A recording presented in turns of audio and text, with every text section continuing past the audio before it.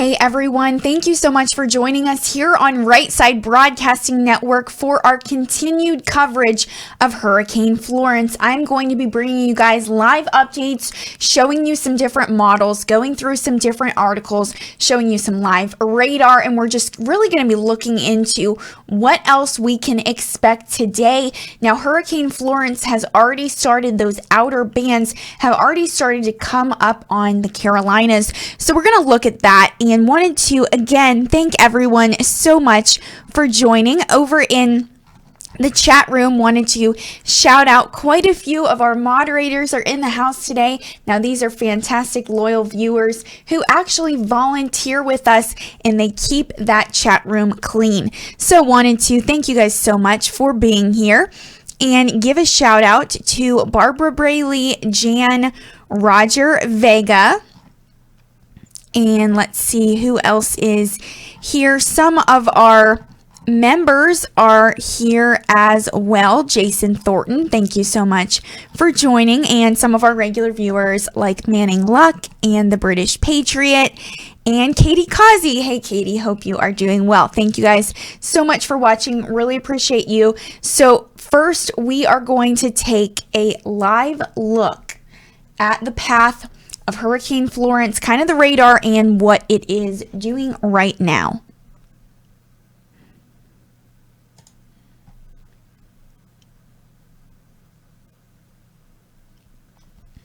So sorry, there was a little bit of a delay there, but you can see Hurricane Florence coming up and approaching Wilmington, North Carolina, and North Myrtle Beach, South Carolina. Those are the ones that are showing right now, and just all along the coast of North Carolina.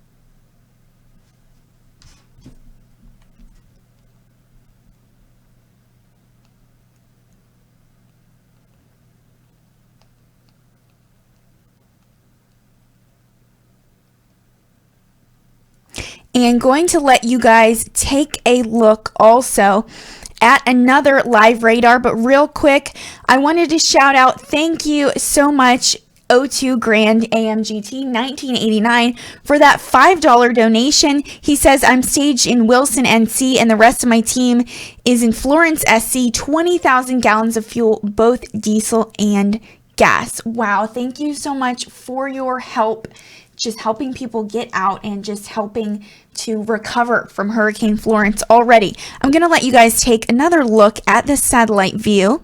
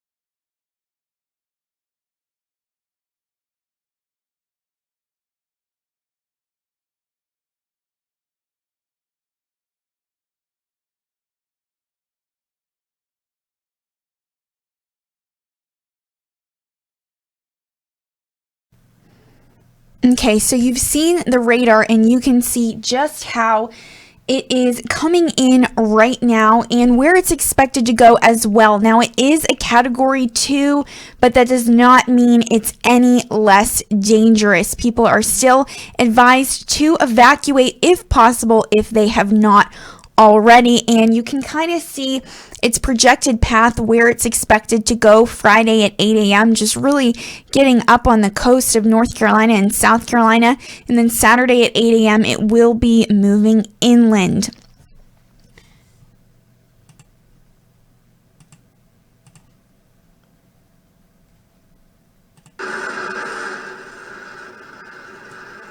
So I know you can hear some winds there. I want to take a second and give you a look right now. Now, this is off the coast of North Carolina.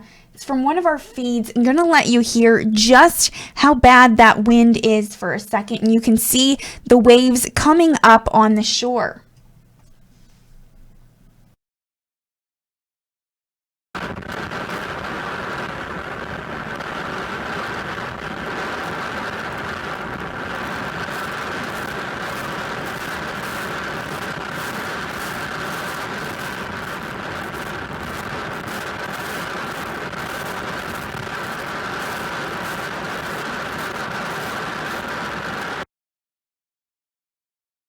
So just some terrible sounding winds there. Also, we just got another donation from O2 Grand AMGT 1989. Thank you so much for that $5 donation. He says, to anyone in the affected area, Lowe's will be open back up on Saturday. If you need supplies, the generators will be fueled up and running. Stay safe.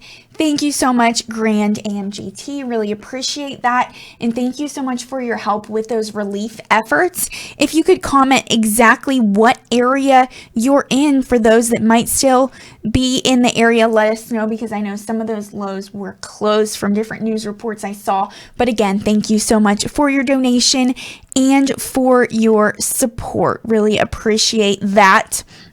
So we're going to keep taking a look. I'm going to show you that live radar again. This is actually on windy.com, which is a really cool website. It's interactive, and so you can actually change the type of weather that you want to see. Over on the left, we can look at the radar, lightning, the wind, wind gust, rain, thunder, temperature, clouds, and waves.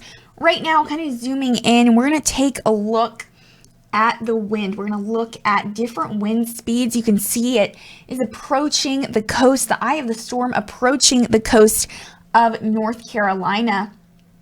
And apparently Hurricane Florence is about 500 feet wide, which is twice the size of South Carolina, which is definitely terrifying. I didn't know that until yesterday. So I'm going to zoom in real quick, show you guys some different wind speeds that we're looking at. So in the eye of the storm, which is also kind of, called the calm of the storm, it's at 6 knots, and moving out a little bit, it's going to increase, going from 17 knots to 29 knots. And going out more, 41 knots, 49 knots, 59 knots. We're going to continue to zoom out a little bit, 55 knots, 45 knots, and 38 knots. So I'm going to leave this up for a second to give you guys a look at it along with the other radars, live radars you can see on the side of the screen as well. Shout out to Joe Seals for making those fantastic graphics. Thank you so much for that. I know it adds a lot to the broadcast.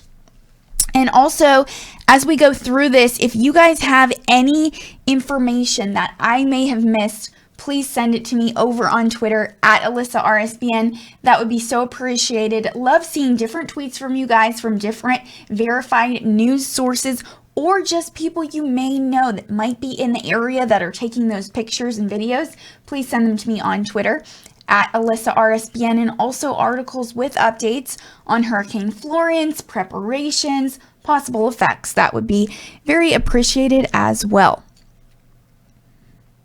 And before I get into more information, wanted to give some shout outs to some people watching on Facebook. Thank you so much for watching. And yes, I said 500 feet. I meant 500 miles. Sorry about that when I was talking about the width of the storm. So over on Facebook, Mary is watching. Ethel, I'm just going to shout out some first names. And Pam, Steve, Rob, Ben, Mona, Brenda, Kenora, Dawn, Max, Ruby, Susan, Sandra, Robin, Debbie, David, Marianne, Bobby, and Andy. Who else is here? Brenda, Robert, and Kristen, and many others. Thank you guys so much for watching. And Melanie, really appreciate you guys. So also some new information from the Weather Channel. This was updated just today. So Florence is a dangerous Category 2 hurricane, and it's expected to crawl near or along the coast of the Carolinas through Friday. Now this will produce catastrophic flash flooding and major river flooding. And life-threatening storm surge will occur near landfall for some time after. So as you know, hurricane and storm surge warnings have been issued, and hurricane force winds should arrive tonight into Friday. Tropical storm force winds will arrive as soon as today, and Florence's remnant will linger in parts of the east into early next week.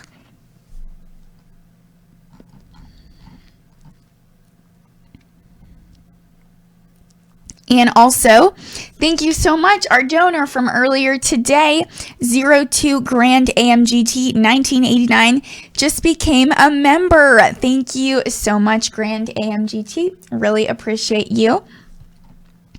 So as you know, Hurricane Florence is spreading rain and wind into the Carolinas, with landfall possible either overnight, tonight, or Friday, kicking off an agonizing crawl through the southeast into early next week, producing catastrophic inland rainfall flooding, life-threatening storm surge, and destructive winds. And as of Thursday morning, Florence's eye was located about 130 miles southeast of Wilmington, North Carolina, moving northwestward at a slowing rate of forward speed. So outer rain bands are already pushing ashore in eastern North Carolina, which is only the beginning of what could be a record wet siege from a tropical cyclone in parts of the Tar Heel state. And winds are already gusting above 40 miles per hour at times along the North Carolina coast, and sustained winds of 55 miles per hour and a gust to 70 miles per hour was recorded at Cape Lookout, North Carolina, late Thursday morning. So there's already been an overwash of the dunes at the south curves on Highway 12 near Rodanthe in the Outer Banks. And Florence is now visible from the National Weather Service Doppler radar. And hurricane force winds extend outward up to 80 miles the center, and tropical storm force winds extend outward up to 195 miles from the center. So the National Hurricane Center noted on Wednesday evening that while Florence has weakened some, the wind field of the hurricane continues to grow in size, and this evolution will produce storm surges similar to that of a more intense but smaller hurricane, and thus the storm surge values seen in the previous advisory are still valid. So previous large Category 2 hurricanes have done enormous amounts of damage along the U.S. coast. And the size of Florence is also harvesting some enormous waves on top of the storm surge. Waves were measured up to 83 feet over the open ocean Wednesday. And we can actually take a look here on windy.com. We can switch it over to waves and take a look just to see how bad those waves are.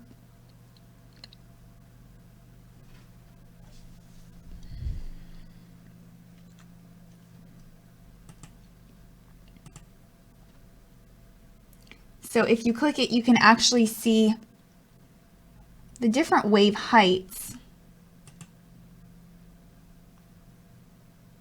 going back to wind for a second just to compare. But if we're looking at the eye of the storm, looks like 26-foot waves here, moving out a little bit towards that eye wall. We are at 31-foot waves. Moving out more, they just continue to increase in size, 44-foot waves. And then decreases a little bit, 38 feet. And on those outer banks, 29-foot waves and 24-foot waves. And closer to the coast, looking at 18-foot waves right now, and then 15-foot waves.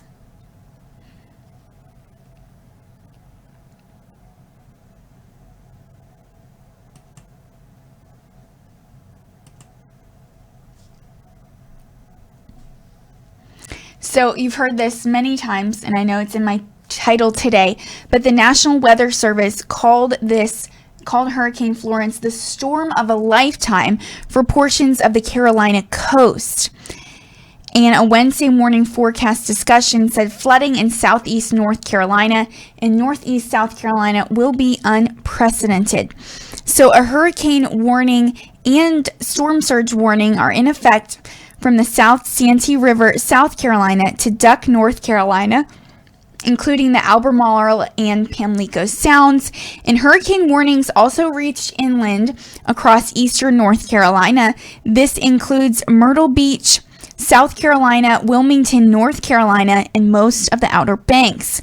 Now, hurricane warnings also extend inland, including North Carolina cities such as Greenville, Goldsboro, and Kinston. And hurricane watches are in effect from Edisto Beach, South Carolina, northward to South Santee River, South Carolina, and this includes Charleston, South Carolina.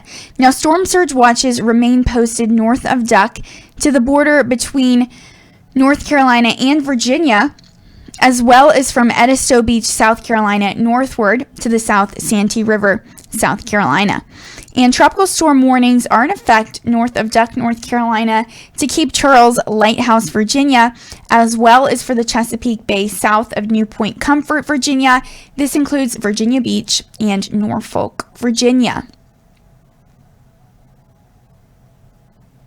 So a hurricane warning means hurricane force winds, which are 74 plus miles per hour, are expected somewhere within the warning area and is typically issued 36 hours ahead of the arrival of tropical storm force winds, which are 39 plus miles per hour, which could make last minute preparations difficult. Now, a storm surge warning means there is a danger of life-threatening storm surge inundation within the warning area during the next 36 hours from rising water moving inland from the coastline. And if you're in the threat zone, you should be rushing hurricane preparations to completion. Residents in coastal areas should follow evacuation orders from local officials because of the potential for life-threatening storm surge flooding. And Florence is being steered toward the coast of the Carolinas by a strong dome of high pressure aloft over the western Atlantic Ocean. So, however, that scenario won't last long as the high pressure system will weaken, allowing Florence to slow down tremendously. And little change in strength is expected before Florence reaches the coast. Regardless, Florence will be a dangerous, formidable hurricane nearing the coast of the Carolinas beginning tonight. So also looking at the storm surge impact. A destructive storm surge will accompany the eye coming ashore sometime from Thursday night into Friday, and coastal flooding may persist through multiple high tide cycles into this weekend east of the center of Florence. All evacuation orders from local officials should be followed because of this dangerous threat. Significant beach erosion is also likely on the southeastern U.S. coast, and elevated water levels may persist for some time after landfall in areas where onshore winds persist.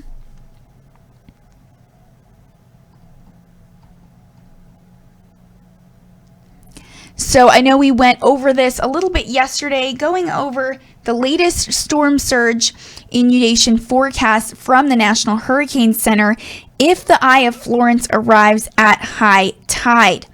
So Cape Fear to Cape Lookout, North Carolina, including the News, Pamlico, Pungo, and Bay Rivers, will be 9 to 13 feet.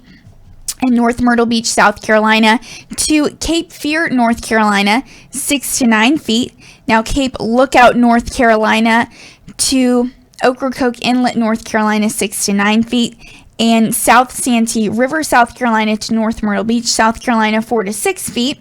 And Ocracoke Inlet, North Carolina, to Salvo, North Carolina, 4 to 6 feet. And Salvo, North Carolina, to the North Carolina-Virginia border, 2 to 4 feet, and Edisto Beach, South Carolina, to the South Santee River, South Carolina, 2 to 4 feet. So these water levels will be on top of already high tides they caused by the new moon, and the National Weather Service is forecasting a record tide level at Beaufort, North Carolina overnight Thursday night, topping levels seen during Hazel in 1954 and Floyd in 1999, among others. So battering waves will ride atop the storm surge, inflicting more damage to structures near the water as the hurricane arrives. And tidal flooding will also occur with high tide as far as north as southern Chesapeake Bay, including along the tidal James River and Potomac Rivers near the bay. And Chris Davis wants me to zoom out a little. So I'll do that so you can get a better look. And then I will take a second to try to find some videos for you guys. So we're also going to be seeing high impact rainfall. Florence will produce high-end flash flooding between Myrtle Beach, South Carolina, and Morehead City, North Carolina. And the National Hurricane Center notes that life-threatening catastrophic flash flooding and prolonged significant river flooding are likely over portions of the Carolinas,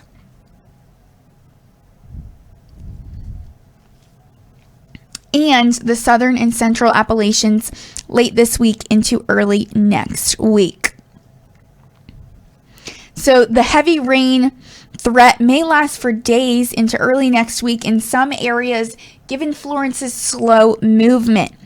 And disastrous flooding is expected in some areas, not simply near the coastal Carolinas where the heaviest rain totals are forecast, but also in the Appalachians where heavy rain over mountainous terrain is likely to trigger mud and rock slides.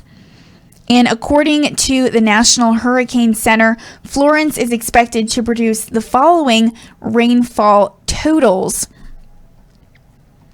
So looking from coastal North Carolina into far northeast South Carolina, we're going to see 20 to 30 inches of rain with isolated totals up to 40 inches.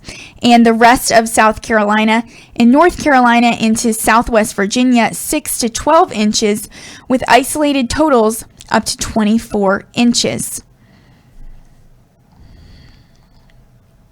So also the runoff from these incredible rainfall totals will continue for days and then will enter the riverways of the Carolinas. And flooding may swell these watersheds for weeks, if not months. So also looking at wind impact, tropical storm force winds are already occurring along parts of the coast of the Carolinas, and hurricane force winds may arrive by this evening or early Friday. Numerous downed trees and long-lasting power outages could occur near and inland from where the center of Florence strikes. Now, the threat of tree damage and power outages may also extend across Florence's larger swath of tropical storm force winds and may last for an extended period of time into this weekend. Structural damage to homes and buildings is possible, particularly where the core of any hurricane force winds moves through.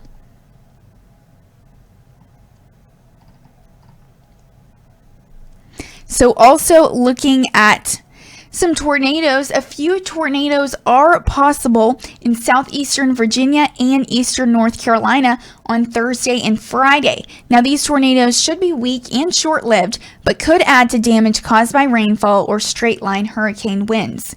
And the name Florence has been used for Atlantic tropical storms and hurricanes since 1953.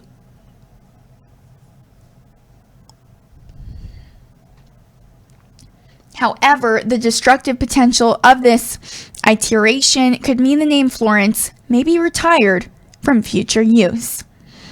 So also looking at Florence's history, it was originally called Tropical Depression 6 and was formed late on August 31st and then was named Tropical Storm Florence the next day in the far eastern Atlantic Ocean. Now on September 5th, Florence became a Category 4 hurricane after rapidly intensifying over the open Atlantic Ocean. And wind shear then weakened Florence back to a tropical storm late on September 6th. And Florence underwent rapid intensification a second time Sunday into Monday when its winds jumped from 75 miles per hour to 130 miles per hour in just 25 hours, ending 12 p.m. Eastern Time on Monday.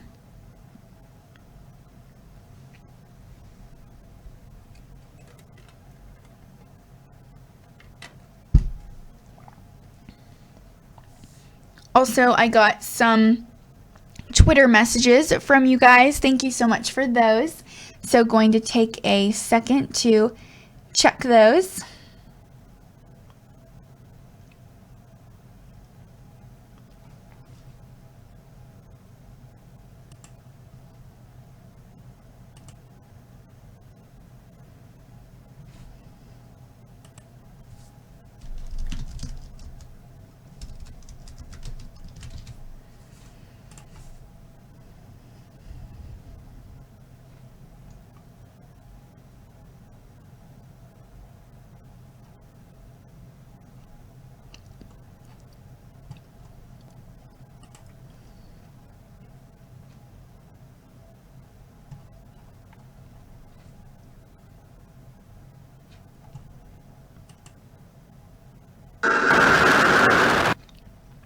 So I know you just heard those heavy winds.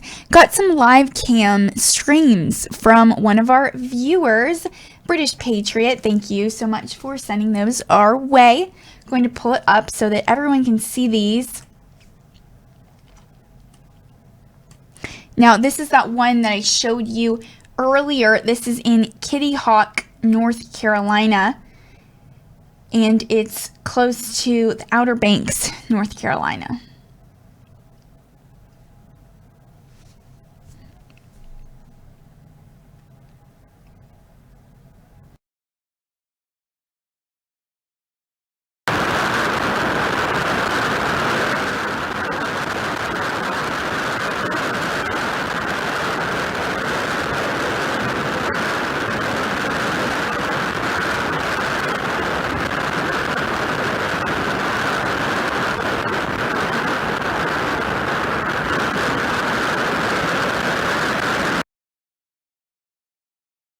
So you can see just how from the flag is moving, how bad the winds are. I'm going to move on and show you a new one.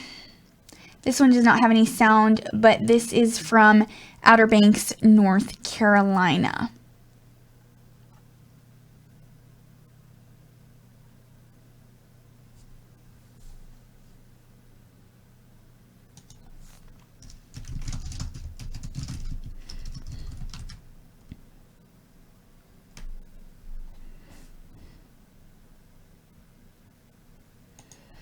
And you can see definitely high tide, just how bad the surf is as it's coming in, and some rain. You can see even on that outside lens of the camera.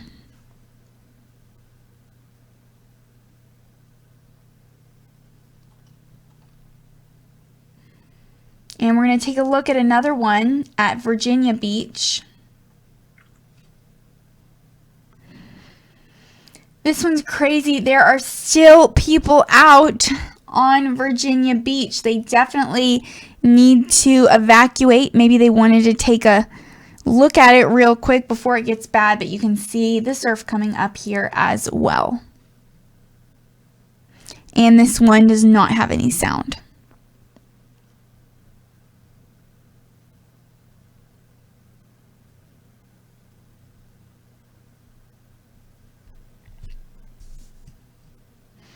So also, we're going to take a look at Twitter and just see what live updates different people are posting.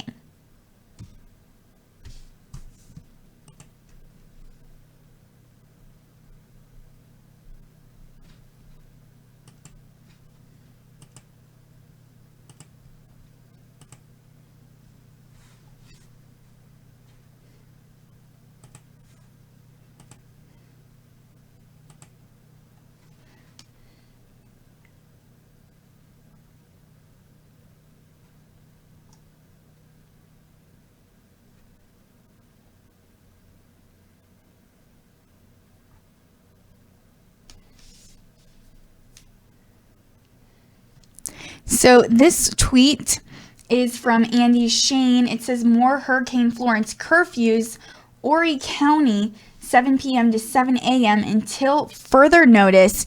Entire county is under a hurricane warning.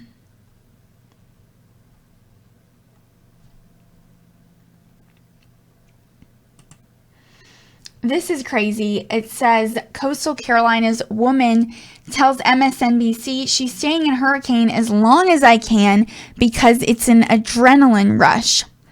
Definitely not safe.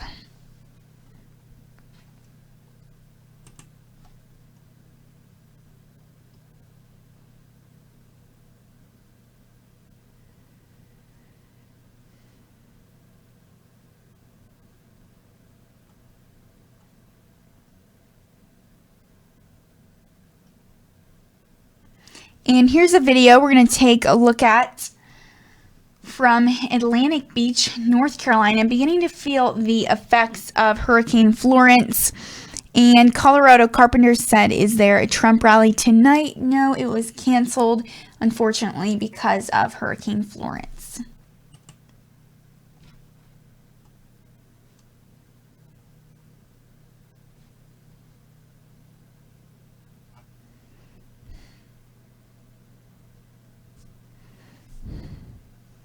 And I'm going to give you guys a live look real quick. And this is from Reuters News.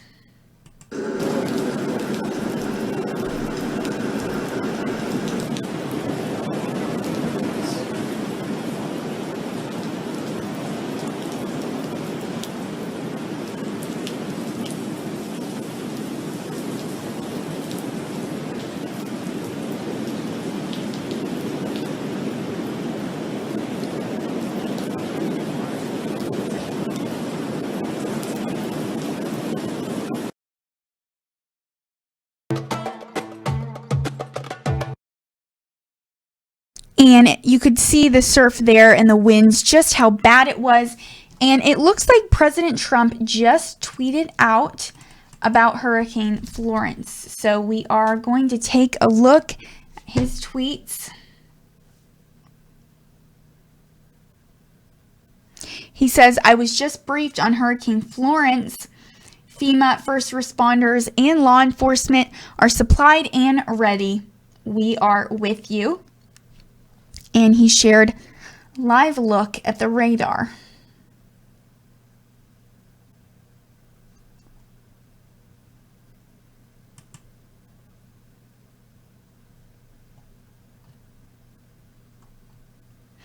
And he also shared a link to FEMA's Hurricane Florence page. We're going to take a look at that real quick.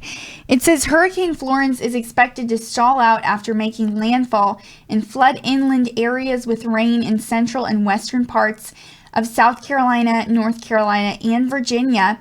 History shows that storm tracks can change quickly and unexpectedly. It is crucial that residents and visitors in the area that will be affected by these storms listen to and obey the instructions of local, state, and tribal officials and evacuate if you live in one of those areas. So really cool. It has shelters, rumors, preparedness tips, and media.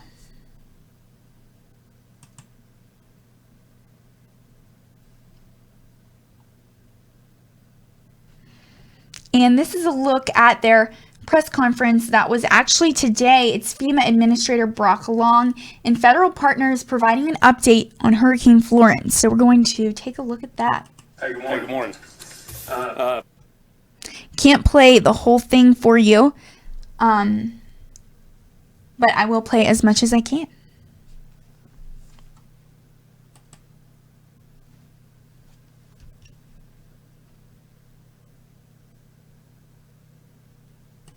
Appreciate everybody being here. Appreciate the job that the media's been doing to get the preparedness message out to our citizens today. But before we get started on Floyd, I'm very aware of a recent article that in regards to an ongoing investigation by the OIG in regards to FEMA vehicle usage. Every day we work very closely with the OIG and GAO to make meaningful improvements and make sure that we're running programs and policies according to regulation. And bottom line is we'll continue to fully cooperate with any investigation that goes on and own up to any mistakes and push forward and keep going, keep moving on. But here's the thing, regardless of an article, right now I am 100% focused on Floyd, and that's exactly where our attention needs to be from the standpoint of the life safety mission. So with that, we're going to invite in our federal partners. Florence, excuse me. Yeah. Would you say, though, do you feel confident that you are following the statutes and the laws as it relates to the use of the government vehicle? Yeah, so we're going to get to Floyd Florence, excuse me. We're going to get to Florence, and we're going to push forward and concentrate on the life safety issues. Thank you. We will have time for Q&A at the end. Thanks, Renee. Right. Thanks, guys.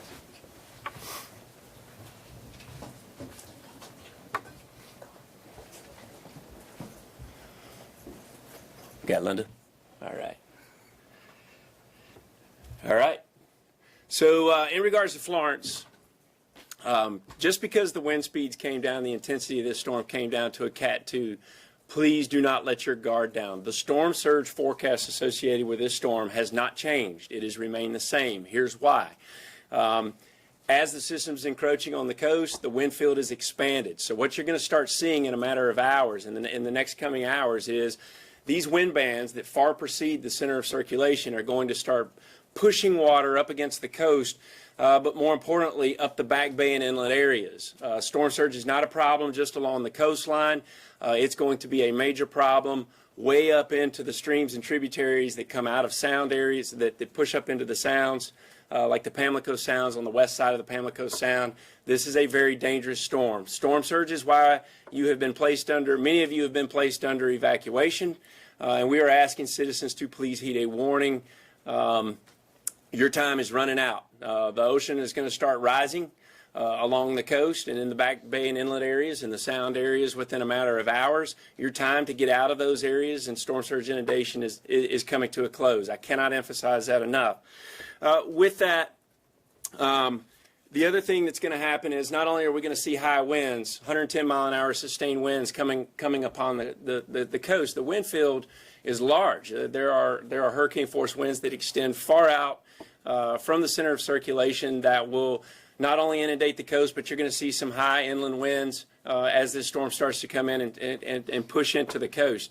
Coupled with that is copious amounts of rainfall as the system's pulling a lot of moisture out of the ocean. You're already seeing rain bands come along the Carolina shoreline.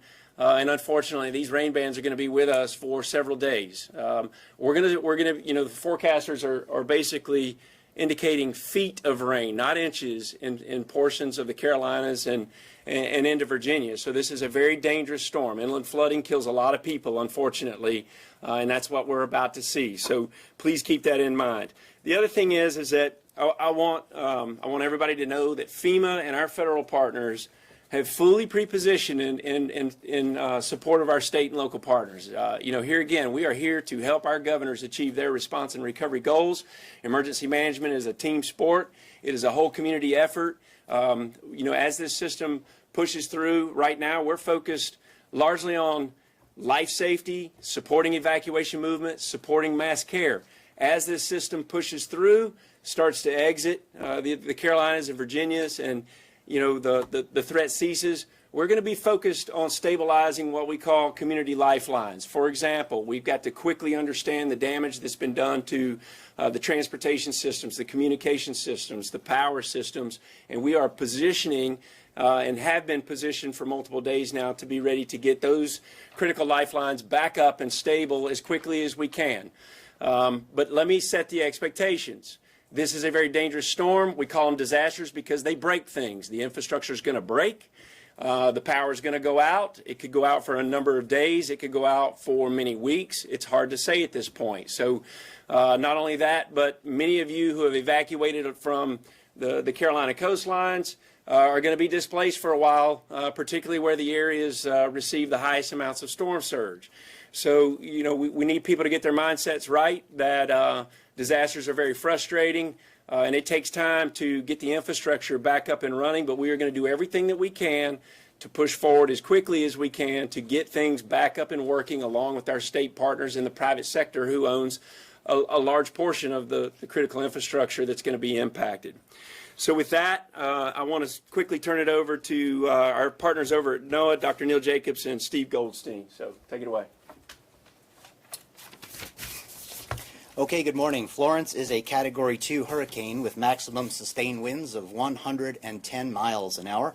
It is moving northwest and is presently centered 170 miles east-southeast of Wilmington, North Carolina, and 220 miles east of Myrtle Beach, South Carolina. Florence is a very large hurricane. Hurricane force winds extend outward 80 miles from the center, and tropical storm force winds extend nearly 200 miles out from the center. Florence is forecast to slow down as it approaches the coast. So even today, as we see outer rain bands from Florence move into the outer banks of North Carolina, landfall is not expected for another 36 hours, sometime Friday afternoon, Friday evening, or even early Saturday morning. This slow-moving, very large hurricane will bring a long-term extreme rain, storm surge, and hurricane force wind threat to eastern North Carolina and South Carolina into the weekend. In North Carolina, we're particularly concerned about the Pamlico Sound and the Pamlico and Neuse rivers, where 9 to 12 feet of storm surge are forecast. And the beaches from the Outer Banks to the Wilmington area, 6 to 9 feet of storm surge are forecast over several astronomical high tide cycles. As far as rainfall, we're still forecasting 20 to 30 inches, possibly 40 inches or more, especially in eastern North Carolina and northeastern South Carolina. In addition to all of that, there's also a tornado watch in effect for eastern North Carolina today and tomorrow. The next advisory from the National Hurricane Center will be issued at 11 o'clock Eastern Time. I'd just like to take an opportunity to emphasize the expanse of this storm. So the tropical storm force winds extend out 200 miles and the hurricane force winds extend out 80. This is a tremendously large storm, and when it slows down, what you'll see is this expansive wind field will pile up water along the coast in the form of a storm surge. But in addition to that, there's going to be a tremendous amount of rain. And as the storm slows down, there's going to be lots of coastal flooding. And with that, combined with the onshore flow, it's going to be very hard for this water to evacuate. So you're going to see a tremendous amount of inland flooding. I'd also like to thank the NOAA Corps officers for flying several flights into the storm collecting data to improve the forecast skill in the models. In addition to that, I'd also like to thank the Air Force for providing reconnaissance flights as well. All right. Thanks, Doc. All right, next we have our partners with the American Red Cross, Charlie English, to give us an update on the mass care efforts underway. Thank you, Administrator Long, and we certainly appreciate your leadership and your inclusiveness of our faith-based and private nonprofit partners on the team. So thank you very much for that. The Red Cross and other private nonprofits continue to pre-stage resources in the theater of operations in the Atlantic area. I'd just like to set a little expectations. If the public has not experienced staying in a shelter in the past, you'll be safe, but conditions are Spartan. So we'd ask you to bring your toothbrush, your pillow, other comfort items with you, and we'll keep you safe until the storm passes. And then post-landfall and post-impact, it'll be a more comfortable situation for you. Would also like to take the opportunity to say that this storm is a significant event. Our resources will be stretched. If you're fortunate enough not to be impacted, we would like to have you consider being a volunteer. You can do that at redcross.org or any other of the other fine agencies that you choose to volunteer with. Thank you. All right. And folks, one of the most powerful arms of the whole community is the non-governmental organizations like the Red Cross. And here again, when this storm passes, this is about neighbor helping neighbor all the way up to the federal government. So if you're looking to get involved and you're not in, the Carolinas, but you're looking to get involved to help out the situation once this thing's passed, go to infoad.org. Or redcross.org. So thank you again. Next up, we have our partners with the Army Corps of Engineers, Mr. Ray Alexander. Thank you, Administrator Long. Good morning. The Army Corps of Engineers is prepared and ready to respond to Hurricane Florence, working with our federal family members and state and local partners. To date, we have over 200 personnel engaged with over $6 million in mission assignment dollars from FEMA, 19 mission assignments, and over $13 million in federal coastal emergency dollars. In our Pacific Ocean Division continues to assess and respond to the effects from the typhoon and the hurricane out in the Pacific. While here in the Atlantic, under our Stafford Act authorities, we're postured to provide temporary power support, debris management, temporary roofing, housing, and conduct infrastructure assessments in the Carolinas, Virginia, and elsewhere where needed. As far as dams, there are 5 Corps of Engineer dams in Virginia and North Carolina. All have sufficient flood control capability to accept the effects, the precipitation from Florence. We're working with the Army's Installation Management Command to ensure that dams on Fort Bragg, North Carolina, Fort Jackson, South Carolina, any effects of Florence to those dams are mitigated. In terms of navigation, we're closely working with our partners from NOAA and the U.S. Coast Guard and prepared to rapidly open federal channels and other navigation. And finally, in flood response, we are integrated with state and local county governments to provide technical assistance in flood fighting, both before the storm and after. Thank you. Thank you. Next up, our partners with the Coast Guard, Rear Admiral Austin. Thank you, Mr. Long. The safety of the people in Hurricane Florence's path, as well as our own Coast Guard men and women and their families, are our top priority, and we are working in close concert with FEMA and our other federal, state, and local partners in preparing for the storm. In preparation for the storm, the Coast Guard has taken the following actions. The ports of Wilmington and Morehead City, North Carolina, as well as the entrance to the Chesapeake Bay, have been closed. And in preparation also for the storm, we've pre-staged shallow water response boats, as well as bringing in additional search and rescue aircraft, which will be staged in Air Station Savannah, Georgia. And we've moved aircraft out of the Air Station Elizabeth City to be ready to come in behind the storm as soon as it is safe to fly those missions. Coast Guard is also pre-staging other deployable specialized forces with additional law enforcement, security, and oil and hazardous materials response resources to be ready. And all Coast Guard small boat and cutter crews are going to be outside the storm and ready to move in as soon as it's safe to do so. For those in the path of the storm, we urge you to do the following. Please stay off the water. Coast Guard search and rescue resources will be degraded or unavailable before, during, and immediately after the storm. Remember that social media is a great way to stay informed, but please don't use social media in order to call for help. Please call 911 or Channel 16 in order to reach out to get help. And finally, once the storm is passed, the areas will still be hazardous. So please stay in a safe location while Coast Guard and other partners assess the damage and let you know when it's safe to do so. Thank you. Thank you. Next up, we have the Office of Disability Integration Coordination at FEMA, Ms. Linda Mastandri, and it's incredibly important for FEMA to help our partners do everything that we can to render the highest level of functional and access needs that we can, not only during the response phase, but also after the recovery phase. So, Linda, please, would you say a few words? Thank you. Excuse me. Good morning. So as the Disability Coordinator and the Director of the Office of Disability Integration and Coordination, our responsibility is to ensure that FEMA's programs and services are available to and accessible to people with disabilities before, during, and after disasters.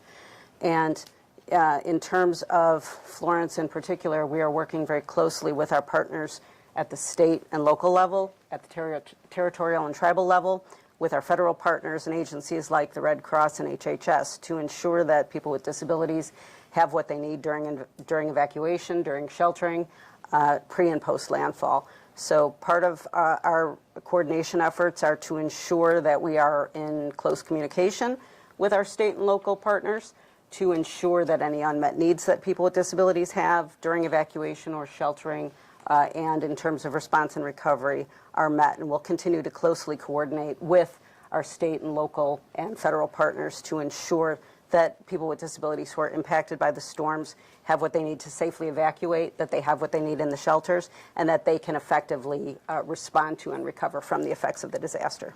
Thank you, Linda. Appreciate that. And then finally, our next up, Environmental Protection Agency, Reggie Cheatham. So, Okay. All right, there we go. Thank you, Administrator Long, and good morning. My name is Reggie Cheatham, the Director of the Office of Emergency Management, U.S. EPA. EPA is the lead federal agency for inland releases of oil and hazardous substances through Emergency Support Function 10 under the National Response Framework. In addition to requests for assistance from our states, tribes, and local government partners, some of the things that EPA is currently doing prior to Hurricane Florence is to determine the status of preparation at chemical, oil, and production facilities that may be in the path of the storm, and to identify any releases and discharges of hazardous substances or oil caused by the storm. The agency has identified sites under Superfund, Risk Management Program, and the Facility Response Plan Program for oil that may be in the current projected path of the hurricane, and we're trying to assess any pre-landfall concerns. In addition, we're working with the states, tribes, and local governments to identify drinking water and wastewater infrastructure that may be in the current path of the storm. EPA has issued 4 fuel waivers in North Carolina, South Carolina, Georgia, and Virginia. The purpose of the waivers is to help ensure that there's adequate fuel supply and gasoline in the affected areas until the normal supply to the region can be restored. Currently, EPA's emergency operations centers at headquarters here in Washington, D.C., in EPA Region 3, Philadelphia, and in EPA Region 4, Atlanta, Georgia, are all activated. We have teams of on-scene coordinators and equipment ready to deploy. We will continue to coordinate with and support our federal, state, tribal, and local government partners as needs arise. Thank you. And then last up, our FEMA Spanish language update. Daniel, take it away. Gracias, administrador. Gracias a los medios de comunicación. Como lo mencionaron, esto es una tormenta muy, muy fuerte. Trae muchos vientos, fuertes vientos, y también va a dejar inundaciones de hasta 40 pulgadas de agua. Les pedimos a todos que acaten las órdenes de las autoridades locales y esa ventana para poder evacuar ya se está cerrando. También, les pedimos y les comunicamos que tenemos también constante comunicación con las autoridades locales y estatales de Virginia, Carolina del Norte, Carolina del Sur, y nuestra meta es poder restablecer comunicaciones, transportación, traer medicamentos. Ya tenemos equipos también en Carolina del Norte, Carolina del Sur y Virginia para poder ayudar en las tareas de respuesta y recuperación. So a great press conference from FEMA. Hope you guys enjoyed that. Was able to share it with you guys since it's a government organization. And going to switch over and share with you some more information, just kind of looking at different areas and really how Hurricane Florence is going to affect these different areas. So looking at Asheville in North Carolina. So Hurricane Florence actually forced Buncombe County to declare a state of emergency. And this is from the Citizen Times. So Buncombe County will be under a state of emergency beginning Friday, putting municipalities including Asheville under the declaration as Western North Carolina prepares for Hurricane Florence. Now, it begins at 12:01 a.m. Friday and will last until 6 p.m. Thursday, September 20th, unless rescinded earlier. And the declaration applies to Asheville, Weaverville, Woodfin, Black Mountain, Montreat, and Biltmore Forest. And also wanted to shout out Greg Ashe, my dad. Thank you so much for tuning in. Really appreciate you. So emergency management personnel have been ordered to cooperate with the country's emergency management plans along with mutual assistance agreements. And it will allow personnel to be ready in order to reduce vulnerability of people and property and prepare for prompt and efficient rescue, care, and treatment of threatened affected persons, according to a declaration from the County Board of Commissioners. And no, for those asking, Greg is my dad. Anyways, sorry. So Chairman Brownie Newman signed the declaration Thursday, and as many as 10 inches of rain could fall in Buncombe, the declaration said.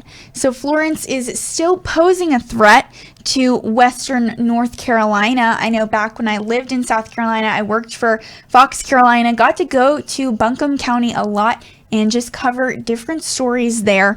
So Florence weakened to a Category 2 storm overnight, but still poses a significant flood risk for Western North Carolina, according to a National Weather Service meteorologist, Lauren Carroll, and she said this on Thursday.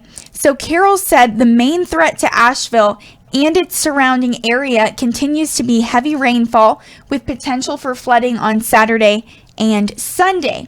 And Asheville should expect 4 to 6 inches of rain with as much as 8 to 10 inches at higher elevations. And Carroll said mountains encourage more rainfall.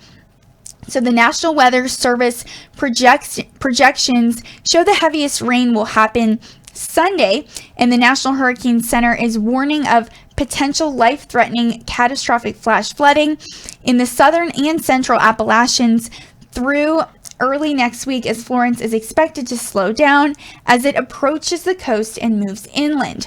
And Carroll noted the storm's forward speed increased overnight, meaning Florence might not linger around the Carolinas past early next week. And by early Monday, the remnants of Florence should start moving north out of the region. And she said it looks like it's out of the area by sometime on Monday, which is a lot more optimistic than it was. Also, real quick, wanted to shout out, we got a donation a little earlier during this video from Lady Justice. Thank you very much for that. Really appreciate you. And also, if you do want to donate and help make more broadcasts like this possible, you can click the super chat button below or go to rsbnetwork.com/donate. So also from the Citizen Times, the governor of North Carolina is urging people to heed mandatory evacuation.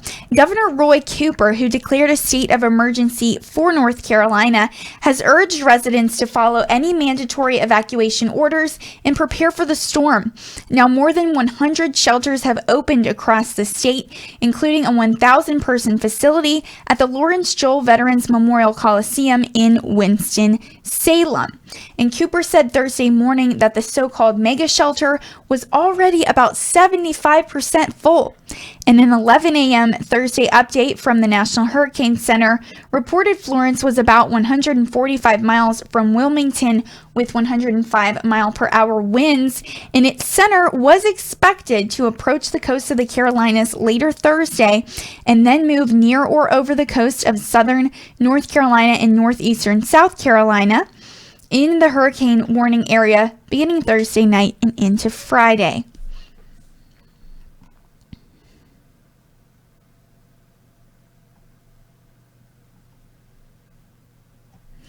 So Asheville and Hendersonville are also preparing for the storm's arrival. And a slow motion across portions of South Carolina is forecast Friday night through Saturday night. And the City of Asheville Communications Director Polly McDaniel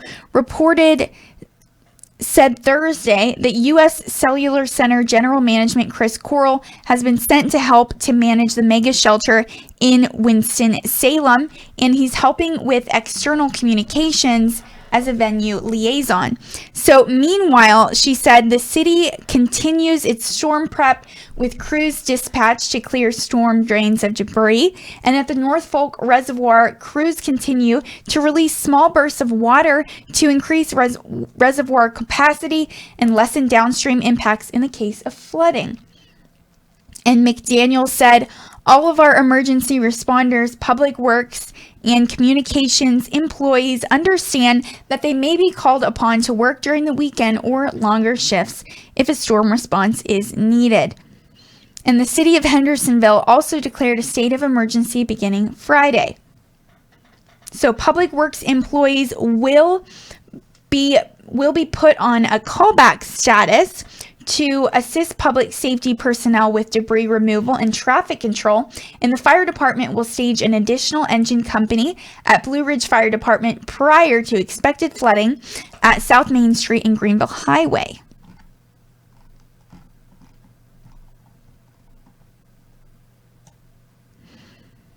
And also going to give you guys another live look at that radar real quick before we look at the Buncombe County's declaration, that local state of emergency declaration.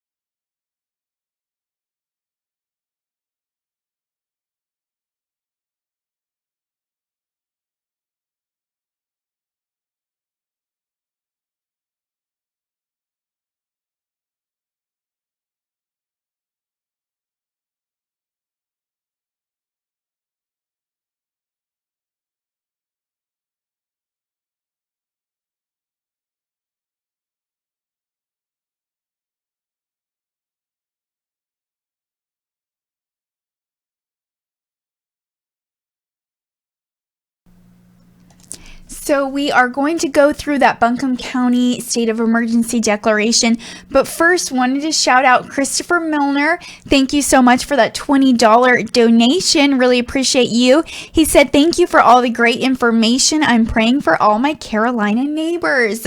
Thank you, Christopher. So appreciate that. And the prayers are definitely needed right now.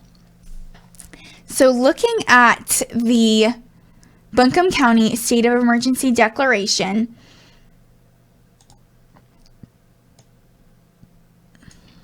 it says the following declaration is issued by Board of Commissioners of Buncombe County, whereas Governor Roy Cooper signed a state of emergency declaration allowing him to mobilize resources, including state emergency management, transportation, health experts, and others in preparation for probable impacts resulting from Hurricane Florence, which expected to hit the state and which will influence public safety and transportation over the next several days, whereas it is anticipated as much as 10 inches of rain may fall in Buncombe County between Friday, September 14th, 2018 and Thursday, September 20th, 2018, whereas in the judgment of Buncombe County emergency management personnel, arrangements must be made immediately to implement plans for the prevention of, preparation of, response to, and recovery from any and all emergency situations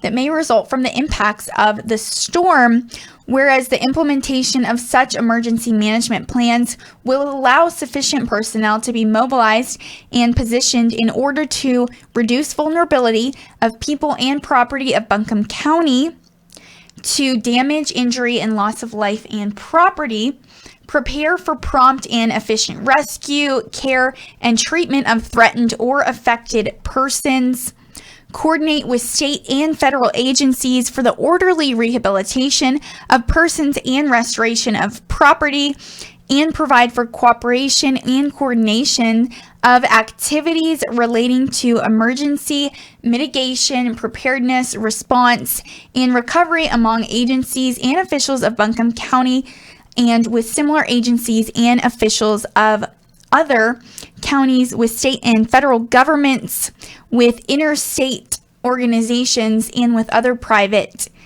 and quasi-official organizations. Now, therefore, pursuant to the authority contained in Chapter 21 Buncombe County Code of Ordinances and Article 1A of the NCGS Chapter 166A, the Board of Commissioners do hereby declare a local state of emergency for Buncombe County starting at 12:01 a.m. Friday, September 14th, 2018, and ending at 6 p.m. on Thursday, September 20th, 2018.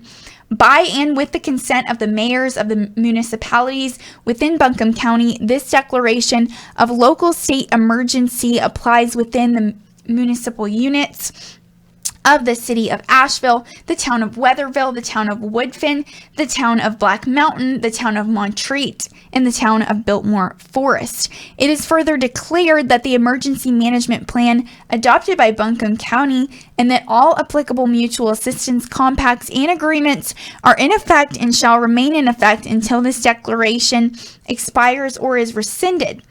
All emergency management personnel are hereby ordered to cooperate in the implementations of the provisions of the county's emergency management plan and all applicable mutual assistance compacts and agreements, and to furnish assistance thereunder. We direct that copies of this declaration must be disseminated to the mass communications media for publication and broadcast, and that a copy of the declaration be posted at the county courthouse and other public buildings as appropriate.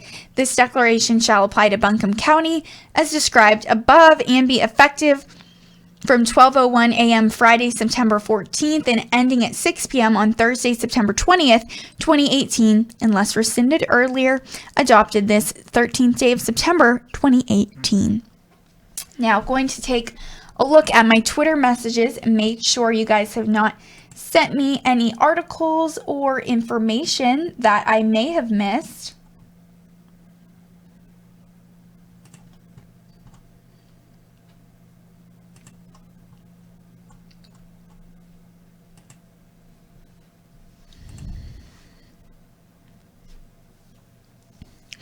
And over on YouTube, Kristen Scott said, anyone else getting some pretty good wind? What state are you in, Christian? Please let us know. And I'm also going to throw up a live radar for you guys again.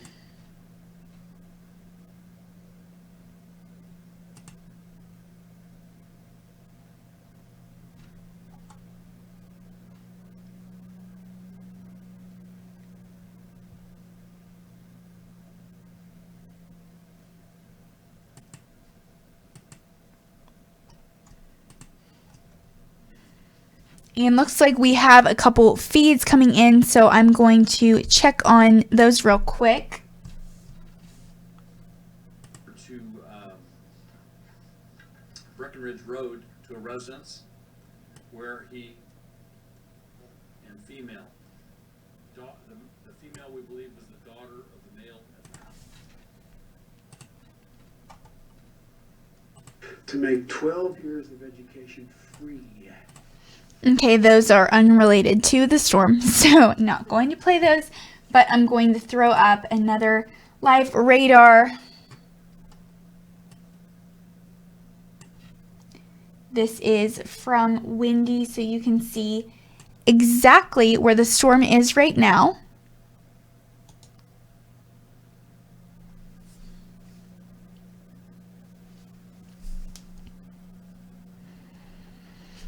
And also got a really interesting article from one of our viewers, British Patriot. Thank you so much for sharing that with us. And it's from USA Today, and it is titled, How the Waffle House Index Will Help FEMA Determine Just How Bad Hurricane Florence Gets.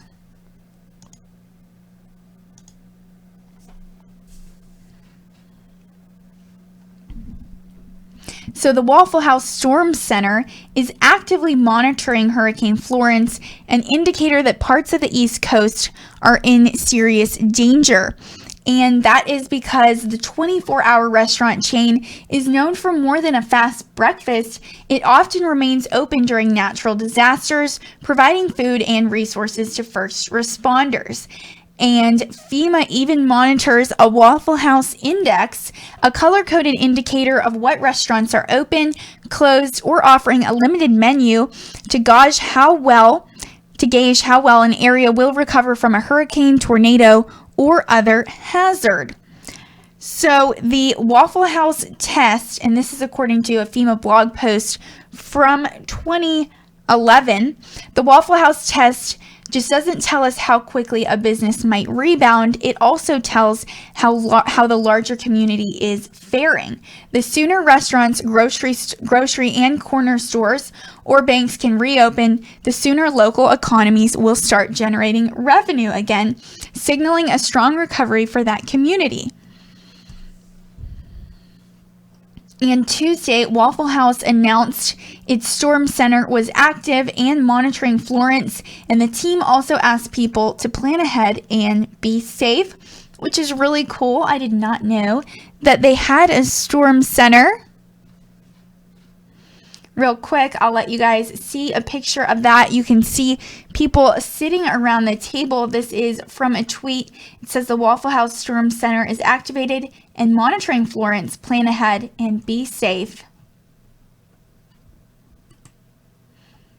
And you can see this is actually from the Greenville News. So it's a Waffle House on State Highway 421 in Wilmington, North Carolina. Says that it actually would be open through Hurricane Florence, even though it is boarded up. And it says Waffle House is one of the few businesses that usually remains open during natural disasters.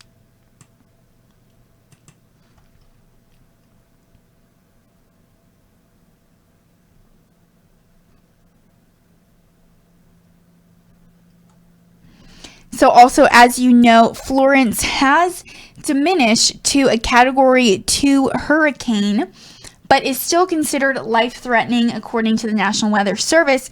More than 1 million people have been evacuated from the projected path of the storm, set to make landfall along the Carolinas early Friday. And we are also going to take a look, see if there's any new tweets from the National Weather Service.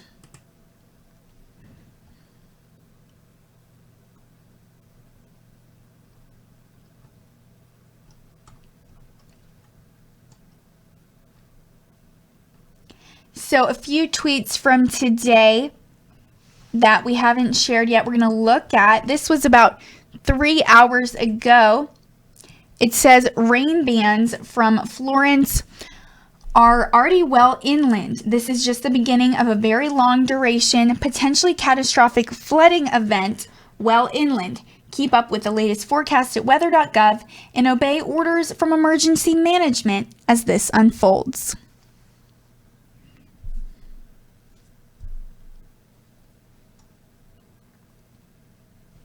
So also looking at this one with some new models, it says life-threatening catastrophic flash flooding and prolonged significant river flooding are likely over portions of the Carolinas in the southern central Appalachians into the middle of next week, as Florence is expected to slow down as it approaches the coast and moves inland.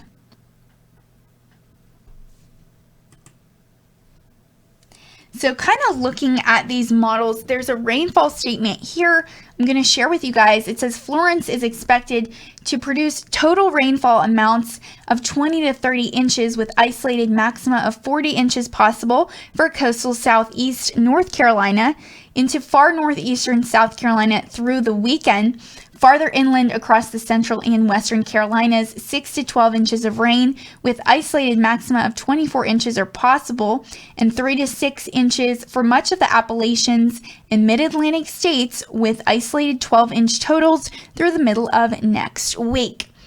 And kind of looking at this chart right here, you can see those different rainfall levels.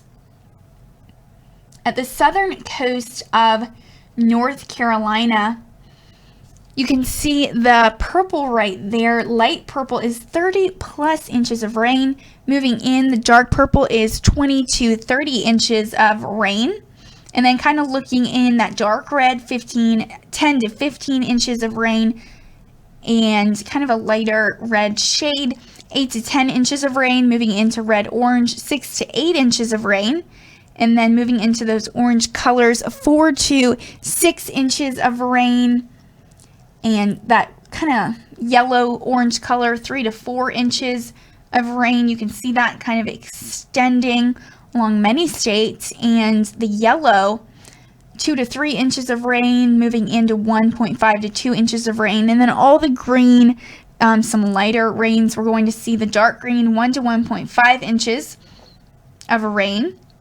And then 0.5 to 1 inch of rain, and 0.25 to half an inch of rain, and 0.1 to a quarter inch of rain, and then up to 0.1 inches. So it's going all the way out, and you can even see these three maps here at the bottom, day 1, day 2, and day 3, showing different rain levels. Day 1 from 8 a.m. Thursday to 8 a.m. Friday, and day 2 from 8 a.m. Friday to 8 a.m. Saturday, and day 3 from 8 a.m. Saturday to 8 a.m. Sunday.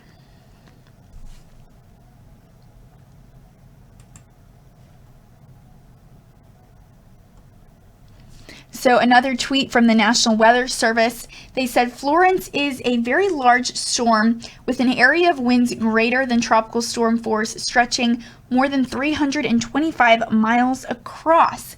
This will generate a very large area of dangerous storm surge flooding in the coming days. And you can see right here as I'm pulling it up. So the purple is a storm surge watch, and the hot pink is a storm surge warning coming up from around the Myrtle Beach area to the coast of North Carolina as well. And it says the combination of a dangerous storm surge and the tide will cause normally dry areas near the coast to be flooded by rising waters moving inland from the shoreline.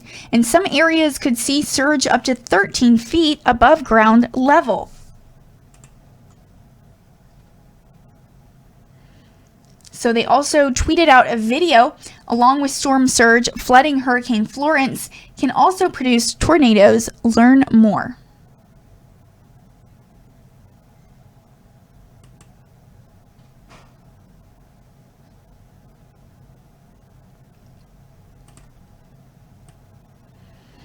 And this is Eric Blake from the National Hurricane Center. I'm going to play this for you guys real quick.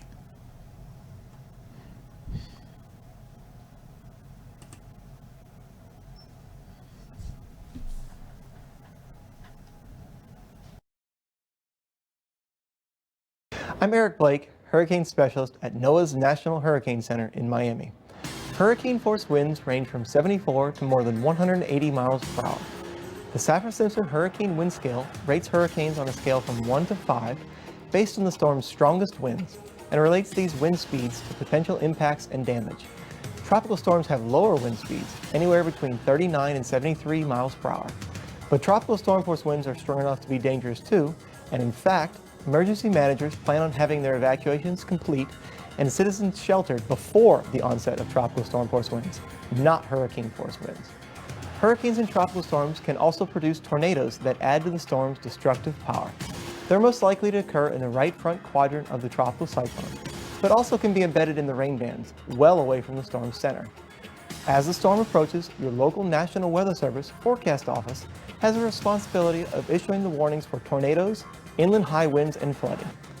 Make sure you have a battery backup NOAA weather radio handy and be prepared this hurricane season. For more information, visit our website at hurricanes.gov.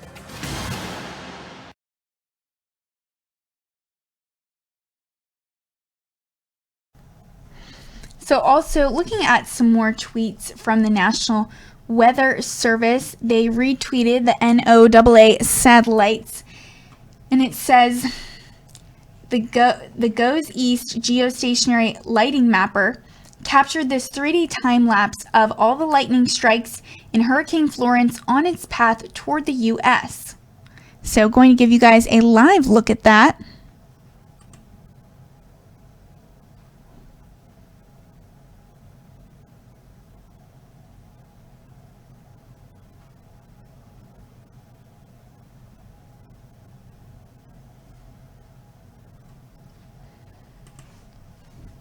And one more time, you can see just how bad Hurricane Florence is.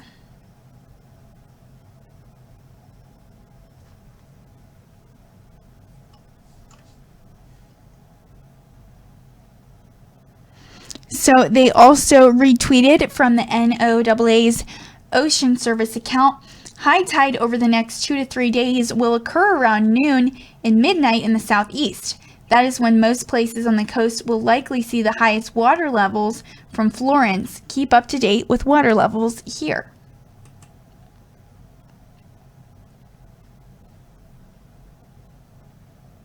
So you can see its projected path from 11 a.m. today to 8 p.m. today, then 8 a.m. tomorrow, 12 hours later, 8 p.m.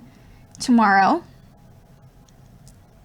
and then 8 a.m. on Saturday, and you can see just continuing to move inland.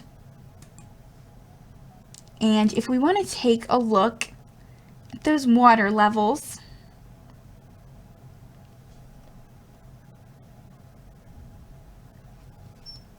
there's actually a storm analysis here. So as of today, 12 p.m. Eastern Time, Hurricane Florence is beginning to affect the coast of North Carolina from the entrance to the Chesapeake Bay to Wrightsville Beach, North Carolina. Water levels are running 1 to 2 feet above tide predictions.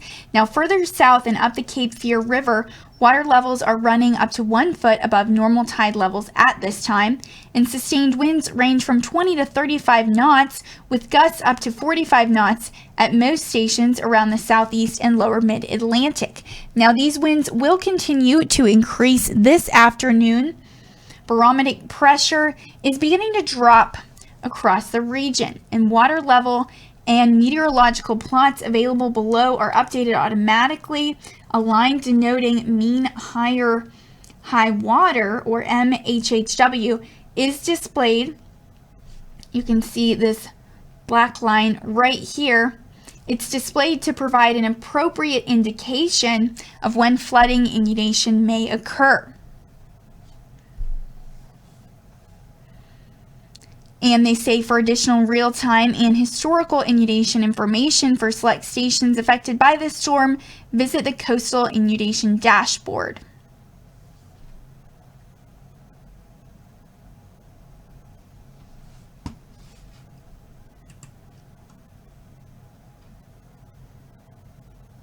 And the National Weather Service also tweeted out from Governor Roy Cooper. He says, need assistance, text Florence to 898-211 for assistance. You can also call 211 to speak to a specialist.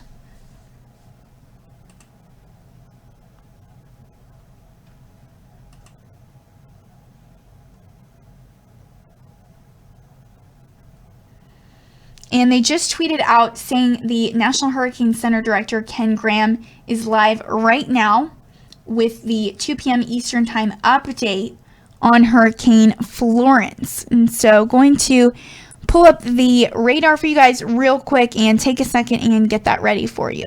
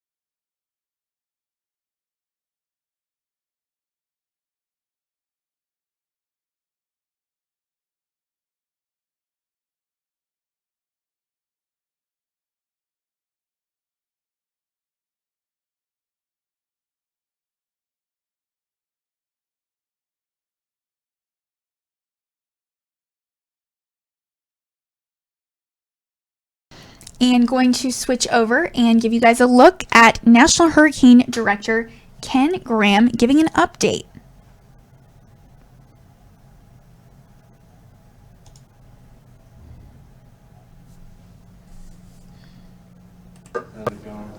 Welcome back to the National Hurricane Center. We are live on Facebook with the latest update on Hurricane Florence. We do have some updates just handed to me a little bit ago. We are about 110 miles east-southeast of Wilmington. Winds are still 105 miles an hour, and we are starting to see the hurricane-force winds get really close to the shore, and that's really what we expected. Let's look at this radar right here. This outer band right here, we are getting some readings of hurricane-force winds well away from the center. We've been talking about not really focusing just on the eye of this hurricane, because 70 miles away from that eye, you start getting these bands of rain where you could get heavy rain and high winds. Right there is the onset of those hurricane force winds. And by the way, 170 miles away from the center, you have the tropical storm force winds, and that is staggering. We show that right here in yellow. Look how large of an area that is, and that's pretty significant for some of the damage that we're going to see. Unfortunately, it looks like the forecast is on track because we've been talking about this slowdown for a while. So we're here, and then this is 8 a.m. Friday, 8 p.m. Friday, 8 a.m. Saturday. That is not a lot of real estate, and really we don't get any steering. I mean, even on Sunday, we're still sitting over South Carolina. It's not till Monday and Tuesday that we finally get this system out of here. The problem is in the wake, a lot of rainfall, a lot of river flooding, and a lot of issues. Let's look at some of those significant impacts that we have. We always talk about this. It is about those impacts, not necessarily at all about the category or the wind speed. Listen to the impacts. Our message has not changed. Now, you may have fluctuations in the wind, but we're still going to have staggering amounts of rainfall right along the coast and inland in portions of southeast North Carolina, 20 to 30, even 40 inches of rain could happen in some areas. Inland, 10 to 15, 15 to 20. But I do want to make a point even further inland around Charlotte and Raleigh, 6 to 10 inches, up in Virginia, 4 to 6. Even Asheville could get some of those values. But listen, this is an overall value.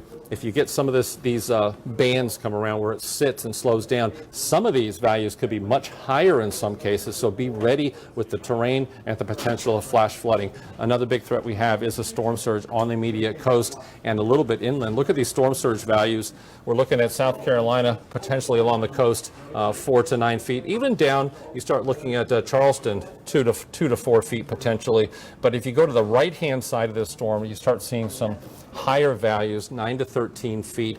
Look how far we are away from the center. The center is going to be right here, well away from that center. You can still see 4 to 9 feet of storm surge, and we're getting readings as we speak in New Bern, you're starting to look at some of these inlets. You're starting to look at the Neuse River. You're starting to look at these bays and inlets in these rivers that normally flow outward. There's so much storm surge. The water's being literally forcing some of these rivers to flow the opposite direction. So you can get storm surge even several miles inland. We do have tornadoes with these hurricanes, and in this case we have a tornado watch, and we're really looking at the potential of tornadoes from a storm prediction center. So a lot of impacts. We're looking at this storm. We continue to watch it here at the Hurricane Center. I'll tell you, we have about every aspect of impacts that we can see in a hurricane with the water, the wind, and you really need to be safe out there. So we are looking at it, and a desperate plea at this point. It is not about the wind speed. You're going to have natural fluctuations. We've been talking about these impacts of the flooding rains, the flash flooding, and the deadly storm surge. 90% of fatalities in these systems is the water, and we need to take time to really protect ourselves and be safe. This has been Ken Graham right here in the operations area at the National Hurricane Center.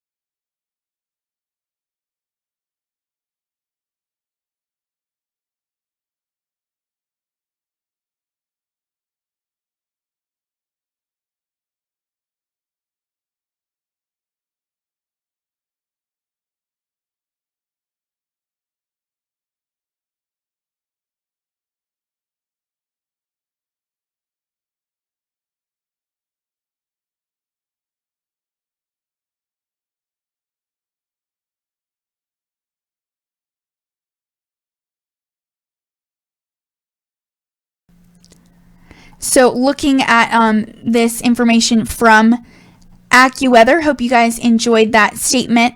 So like I said, destructive Hurricane Florence to batter the Carolinas for days. Florence dipped to a Category 2 hurricane strength with a maximum sustained winds of 110 miles per hour on Wednesday evening. And minor fluctuations in strength are likely to continue with factors related to nearby land areas, warm waters, wind shear, and the overall large size of Florence. Now, this is according to AccuWeather Vice President of Forecasting and Graphics Operations, Marshall Moss. And even though Florence is moving to the northwest, at the time, AccuWeather meteorologists believe that the hurricane will stall and meander near the Carolina coast from Thursday night to Saturday, and the forward speed of Florence has dropped from 17 miles per hour on Wednesday to 12 miles per hour on Thursday.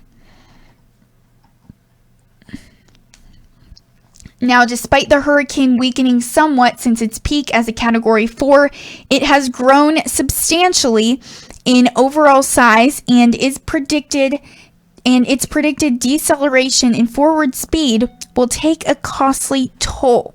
So gusts and rain from spiral bands from the distant hurricane were already lashing eastern North Carolina on Thursday, and coastal areas will be bombarded with torrential rain, high winds, coastal erosion, and storm surge, possibly for days, and inland areas will be poured upon for days, and gusty winds in the saturated soil will topple trees and lead to widespread power outages. And there is the potential for water sprouts and tornadoes in advance of, during, and after Florence makes landfall. So AccuWeather, and this is according to founder and president of AccuWeather, Joel N. Myers, AccuWeather estimates that Hurricane Florence will cause $30 to $60 billion in economic impact and damage. To put this into context, they correctly predicted the full extent of Hurricane Harvey's economic damage to be $190 billion last year. And while they expected an AccuWeather local storm max of 40 inches of rain, extensive inland flooding, and storm surge flooding from Florence, Hurricane Harvey unleashed more than 60 inches of rain locally centered around the United States. Around the United States' fourth largest city, Houston, which has a population of 2.3 million. And Myers said, for further context, we accurately estimated the total economic impact from Hurricane Irma would be $100 billion. Additionally, Florence's projected toll is less than Hurricane Sandy's toll of $69 billion and Katrina's cost of $161 billion.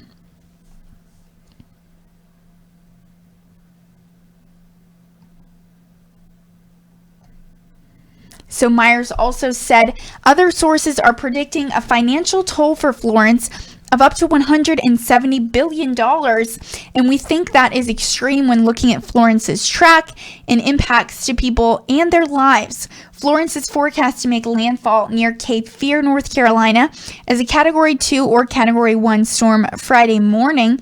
Storms of this magnitude have struck the U.S. coastline in the past, in some cases causing $10 billion or less in damage.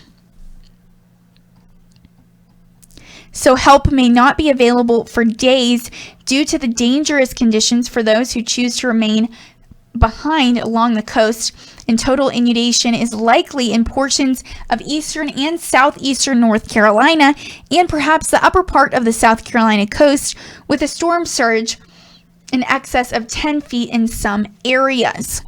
And the exact track, overall size, and forward speed of the storm will determine which locations along the coast receive the worst of Florence's damaging winds, heavy rain, and storm surge flooding. And Kotlowski said, if Florence fails to move well inland right away, it could remain as a hurricane for an extended period due to proximity to warm ocean water. And at this time, a large northward drift along the coast is looking much less likely with Florence. However, a stall, meandering, or loop near the coast is possible prior to a westward, southwestward, or northwestward drift that would take Florence well inland. And a very slow or meandering movement of Florence will translate to long-duration high winds, storm surge, and demolishing wave action. So much of the North Carolina Outer Banks and mainland areas adjacent to Pamlico Sound, Albemarle Sound, and Onslow Bay, North Carolina, will be especially hit hard by the storm surge, high winds, and torrential rain. And Florence may change the shape of the coastline in parts of North Carolina by eroding some of the barrier islands and carving new inlets. And some homes and businesses may actually be washed away on the barrier islands and along the immediate coast near and north of the storm center along the coast by dozens of miles.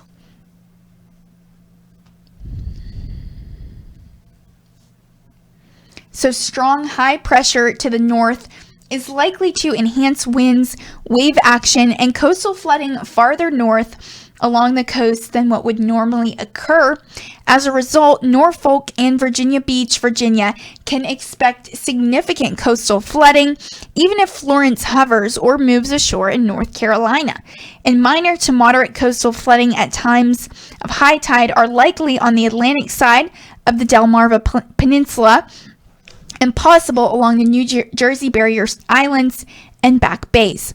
So regardless of whether or not Florence moves inland swiftly or stalls, dangerous surf conditions will extend as far to the north as Nova Scotia, as far to the south as the east central Florida coast, and the northeast facing shoreline of the Bahamas, and as far to the east as Bermuda. Few, if any, lifeguards are on duty to come to the rescue after Labor Day.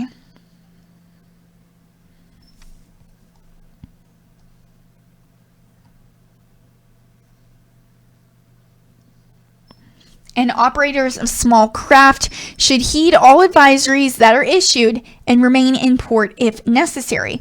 Larger vessels, such as cruise or cargo ships, may have to reroute their courses to avoid Florence's dangerous seas. So also looking at those winds, and we have wind selected right now on windy.com, so you can see really just how bad it is. So destructive wind gusts topping 110 100 miles per hour, are likely near and just north of where Florence approaches the coast. At this time, AccuWeather meteorologists believe this zone to extend from Morehead City, North Carolina to Myrtle Beach, South Carolina, and may extend inland to more than 25 miles.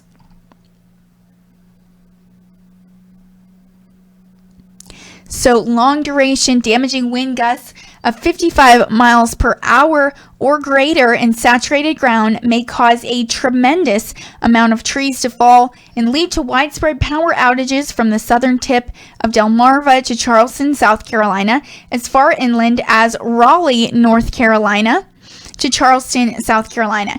And once the power goes out, it could be several days and possibly a week or more before electrical service is restored in many communities.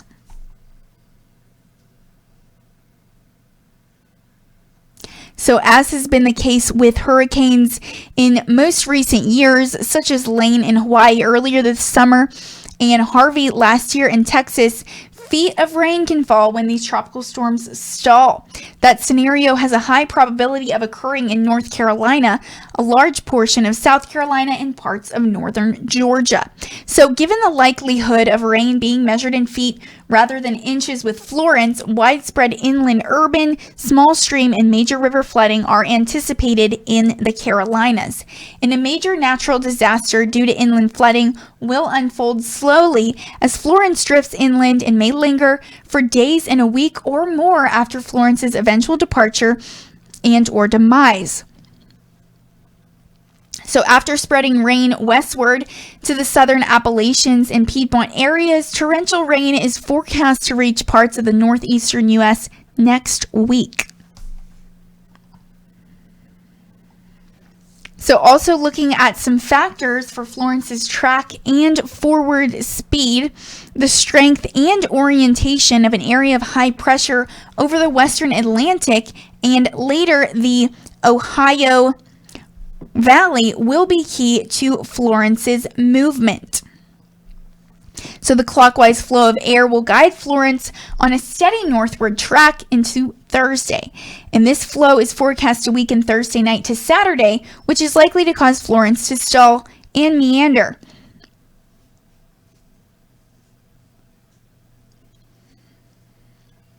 So later this weekend into early next week, the flow around the high is forecast to strengthen, which should guide Florence well inland.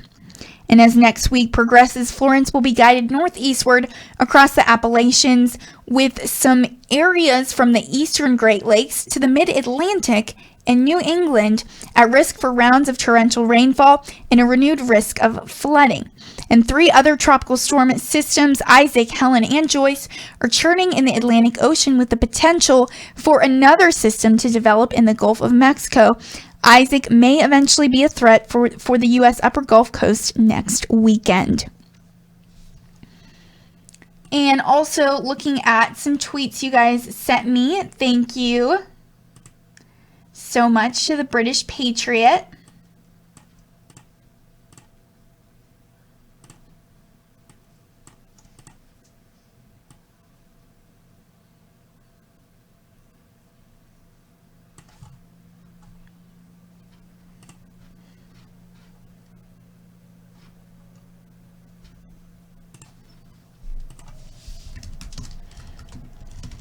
Got some live videos and tweets for you guys that will give you a picture of some flooding that's actually already happened. This is from Stephen Graves, 13 News Now. He tweeted out, the Rodanthe Pier steps are wiped out as Hurricane Florence batters the shores of Hatteras Island.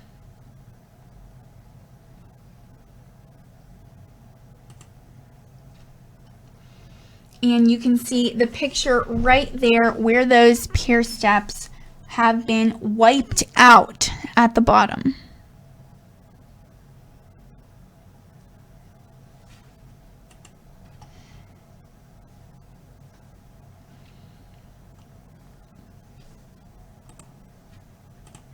And he tweeted out, take a look at NC 12. It's the main road through Hatteras Island. This is what folks were worried about if they evacuated. Flooding has started in Rodanthe about 10 a.m. and people fear it'll get worse.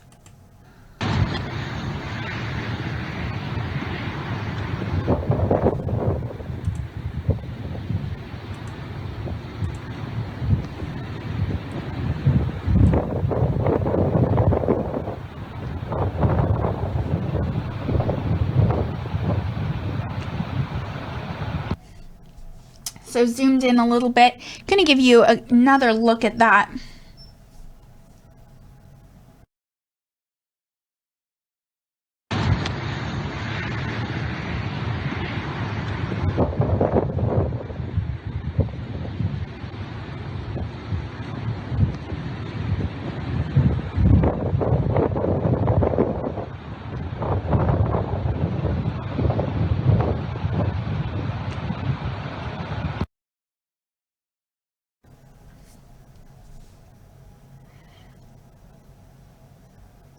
And another one, he said, whoa, 13 News Now viewer says Hurricane Florence creating storm surge waters that are knee deep in spots. And this video was taken on Seabreeze Drive near Rodanthe, North Carolina.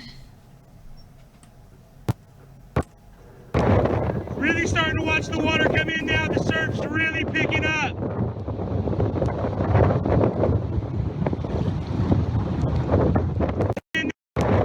Really starting to watch the water come in now. The surf's really picking up.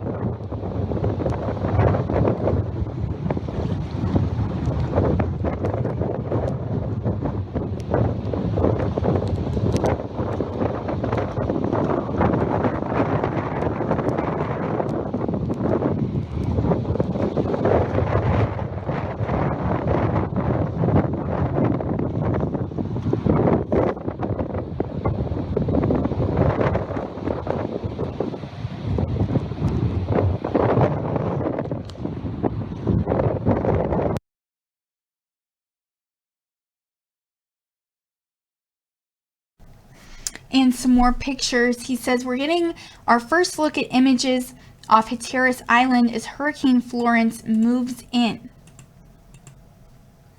Storm surge is a huge worry there, and you can see why. And pictures are from a 13 News Now viewer.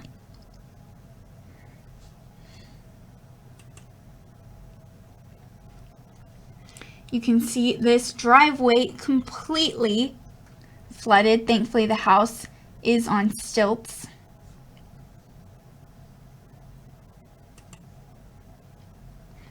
And just how bad the surf is and how high the waves are. Looks like they're almost reaching the top of this pier here.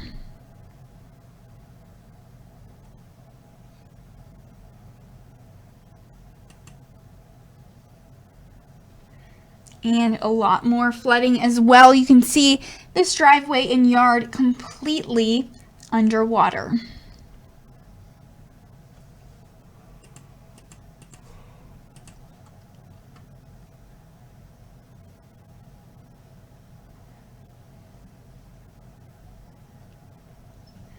And he also tweeted out some people that are actually riding out Hurricane Florence in Manteo. He says there's no shortage of precautionary measures, but islanders say if things get hard, they have to have each other. And you can see a picture here. It says, flow, just go. Downtown Books is closed until further notice. For updates as we have them, follow Downtown Books on Facebook. In the event of flooding, please do not dispose of anything from this store. Be safe.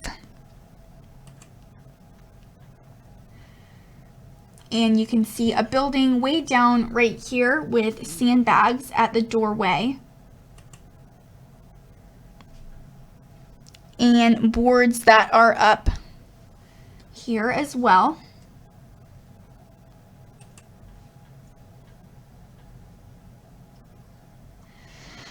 And he says, simply put, it's hashtag a mood.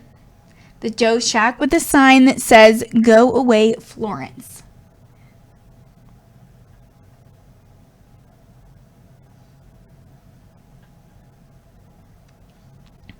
And actually a beautiful picture from September 11th. He says, do you see it? Look closely. It's a rainbow above the Atlantic in Rodanthe, North Carolina, as Hurricane Florence forces people out. It's nice to see a little bit of a good sign out here. You can see that rainbow right there, just behind the clouds. Beautiful picture 2 days ago before the rain really started coming down.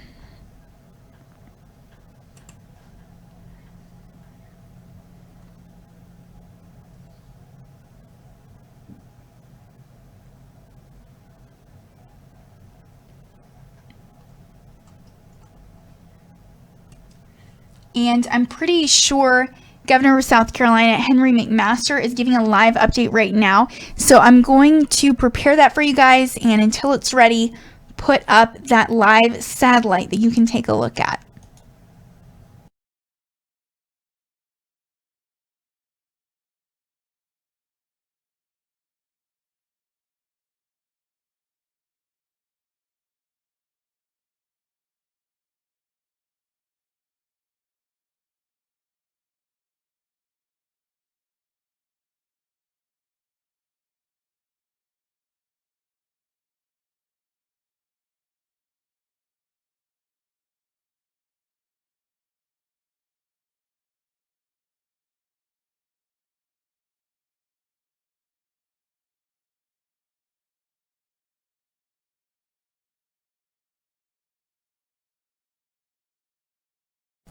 And switching over right now to Governor Henry McMaster of South Carolina giving an update.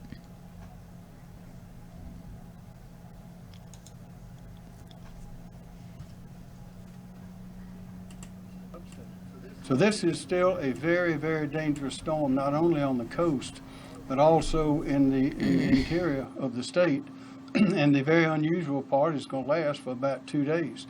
So that means that we're going to have to be patient, because as we leave our homes, and we've now had over 421 people that we've counted, 421,000 that have actually evacuated, and we expect more, but there will be still people will be on the roads. But we would say when it comes time for those winds to get to Myrtle Beach, that'll be the first place they'll arrive, will be sometime this evening.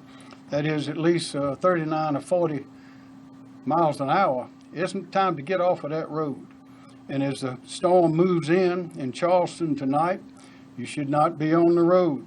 And when it gets down to Beaufort sometime tomorrow, you should not be on the road. So if you're going to leave, and you should leave, if you have not left these evacuation zones, you should leave now, because time is running out.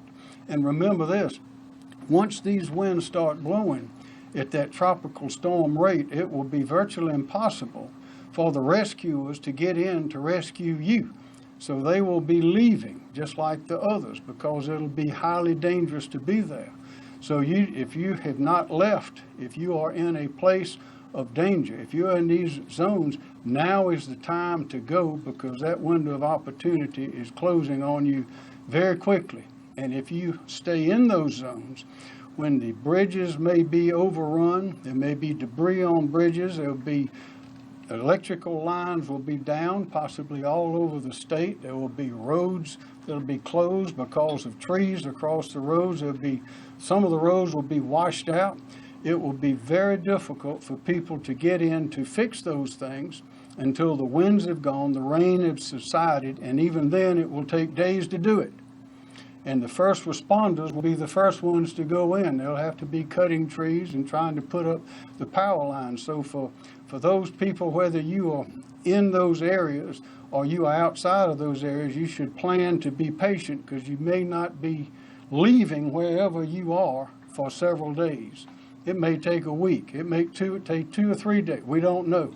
But we know that things will not be normal for many days. Highway 501 is now going in both directions as of noon today. I-26 will be going in both directions as of 6 o'clock p.m. today. But of course, we don't expect many people to be going into the area except first responders and those who are still setting up. As I mentioned, power will be out for a long time. think about what you need for power. If you have a cell phone, it's not going to last the length of time that it's going to take to get through this storm without being repowered. So you need to have an extra battery or some place to go that has plenty of power. I mentioned the trees are going to be down on the roads. The power lines are going to be down on the roads. Don't drive your car into standing water on a road. There may be no road underneath that standing water. There may be a power line down under that standing water. This is enormously dangerous. And also we may have flash floods. So if you see a barricade, do not go around the barricade. And again, don't try to take your well-known shortcut that usually works. Follow the signs, follow the evacuation signs. And again, it's getting late to evacuate. So if you are in one of these areas, you need to go on and get out now. Again, the power line crews, the law officers, and others will be the first to go back in. People will not be able to go back into their homes. We know everyone wants to get back to see what has happened and to take care of things, but that will not be possible until those areas have been cleared by the proper authorities. So we ask you please obey their instructions because they are giving them for your safety. And finally, I'll say this, we are well aware of the tendency of some people to want to get in early and loot. There are thieves all over the place, and you can be assured that South Carolina law enforcement authorities and all of its different aspects will be on high alert for such. We want to keep our people safe, keep their property secure. General Livingston.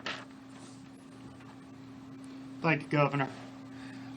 Governor and people of South Carolina, Team South Carolina, from the state perspective, we are set. We maybe have a few minor adjustments, but we're set, ready for this storm. We need the rest of Team South Carolina, the citizens of South Carolina, to be set. The governor has made some very cautious decisions to make sure that we don't gamble with people's lives, and we don't want you to gamble with your life. We're continuing to coordinate with our neighbors to the north. Both of our National Guards have about 3,000 people activated at this time, and we are able to exchange resources on the border. So as the storm comes across the border, we're prepared to deal with that. Thank you, Governor. Thanks, sir. Christy Hall, Department of Transportation. Just like to give you a quick update on DOT and traffic operations in the state.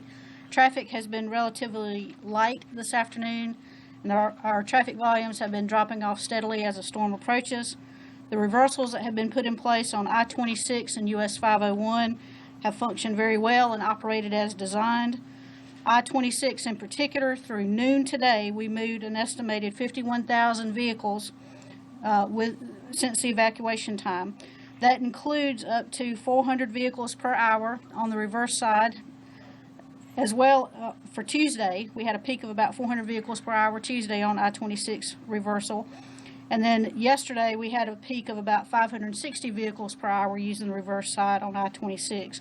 Without that reversal in place, we believe that we would have had a lot of congestion and slow-moving traffic on I-26 both Tuesday and Wednesday.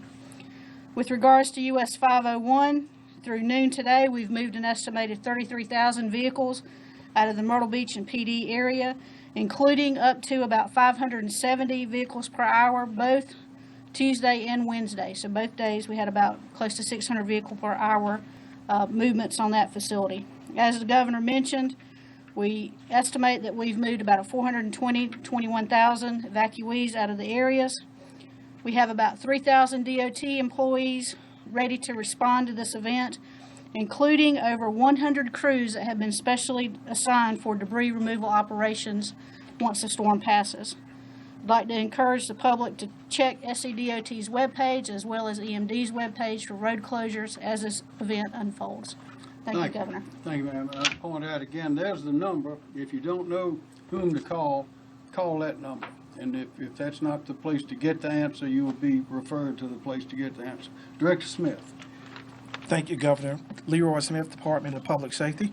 As the governor stated earlier, the reverted southbound lanes of US 501 are now open. The I-26 reverted lanes will close today at 6 p.m. And as I stated yesterday, if your vehicle is on the reverted side in front of the flush vehicles, you can continue the entire route up to the Columbia area. It's going to take us about 4 hours to break the I-26 reverted lane down, and again, we'll close that lane at 6 sometime. A few hours after that, we should have it totally completed. As I told you yesterday, we investigated 2 minor collisions on the reverted side of the I-26 route, one in Orangeburg County, one in Columbia.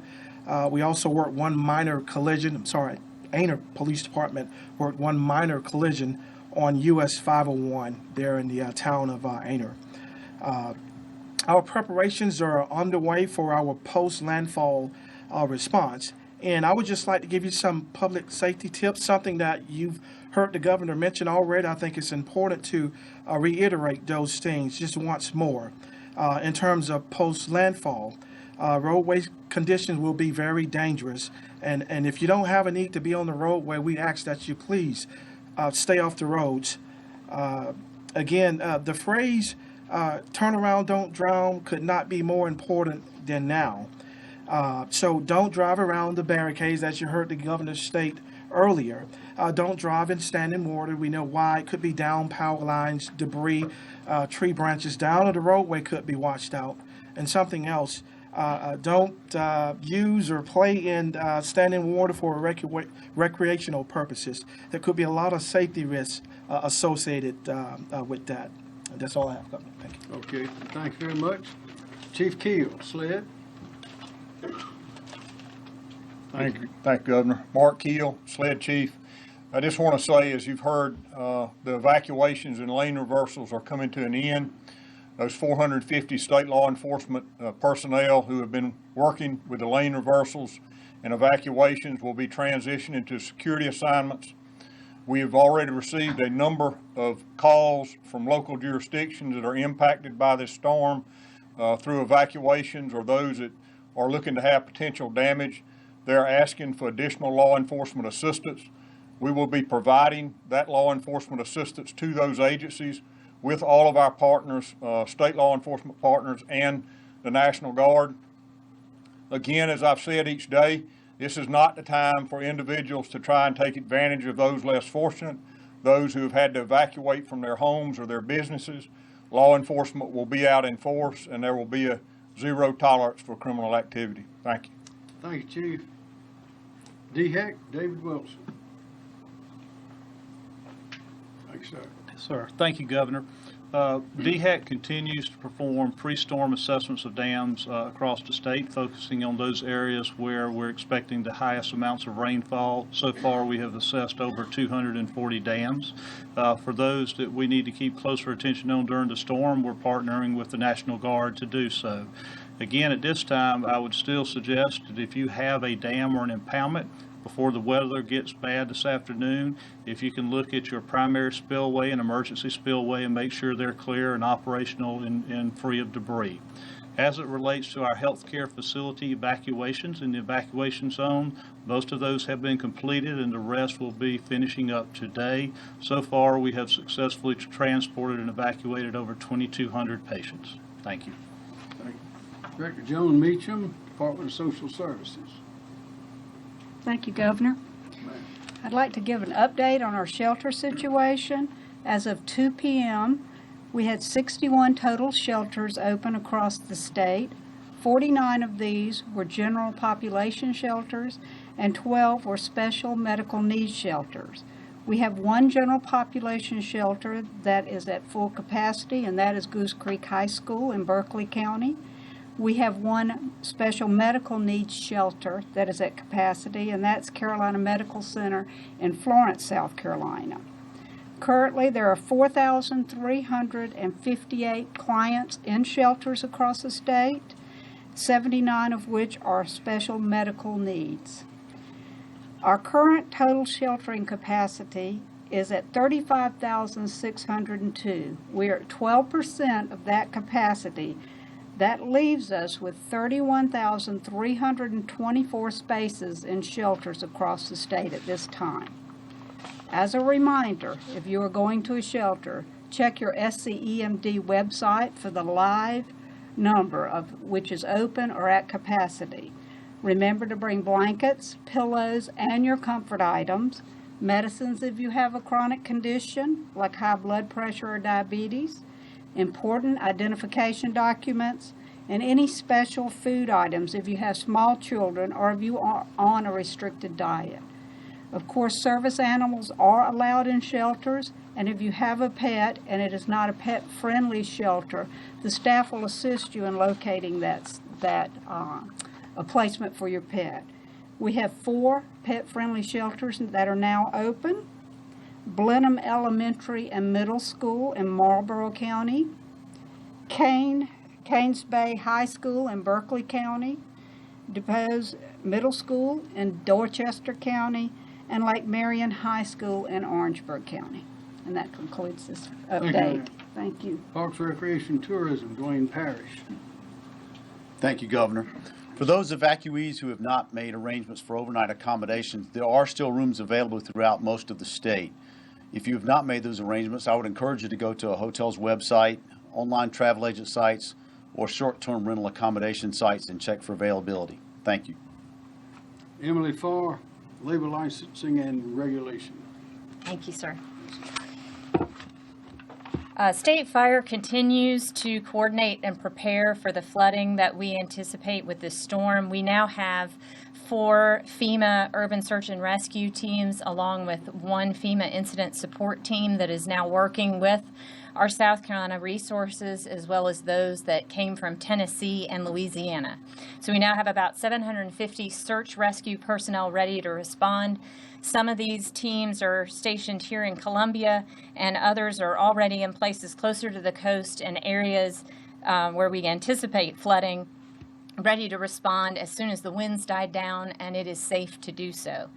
Also wanted to let the public know that we do have important messages related to this storm on our agency website, llr.sc.gov. Again, that's llr.sc.gov. We have a link right on the home page to some of these important messages from everything from our OSHA division for employer and worker safety messages, messages from our licensing boards and the state fire marshal's office. Wanted to highlight one of those. After the storm, folks will be looking for property repairs. They want to make sure that when you do that, to look for a people or a business that you engage, make sure that they are properly licensed with our state. There's many insurance companies, agencies, and organizations that won't provide reimbursement assistance to property owners if you are using someone or a company that does not have a proper license in the state. You can find that important information along with how to look up licensees and who needs to be licensed at that website. We do also have an important message about how to remain fire safe during this storm. And so I'd like to ask our State Fire Marshal, Chief Jones, to come forward and give that information to the public. Chief Jones. Thank you.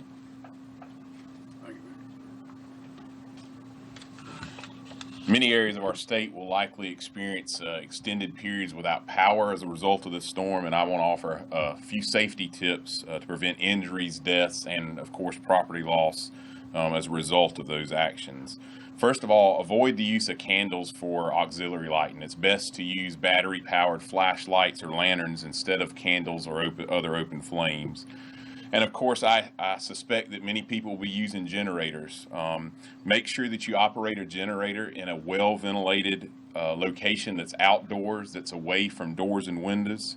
Never operate a generator in an attached garage, even if the doors are open. And also make sure that you place generators so the exhaust fumes are pointed away from any doors or windows on your home. Make sure that you have carbon monoxide detectors and alarms in your home that will indicate if there's a carbon monoxide buildup before it's too late.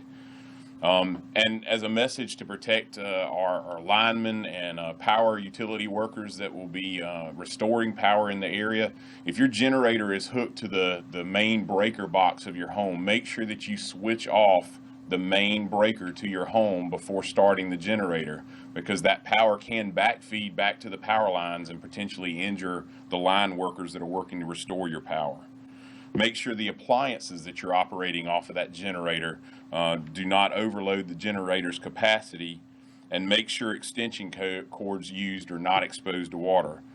Please make sure, and we actually had a fatality last year following Hurricane Irma as a result of this, make sure that you fuel your generator after it's cooled down and never run your generator inside your house. We actually had a fatality last year after Irma because of a generator being run inside the house. And then experience has taught us to avoid cooking-related hazards as a result of a hurricane and power loss. Make sure that the eye to your stove is turned off when the power goes off.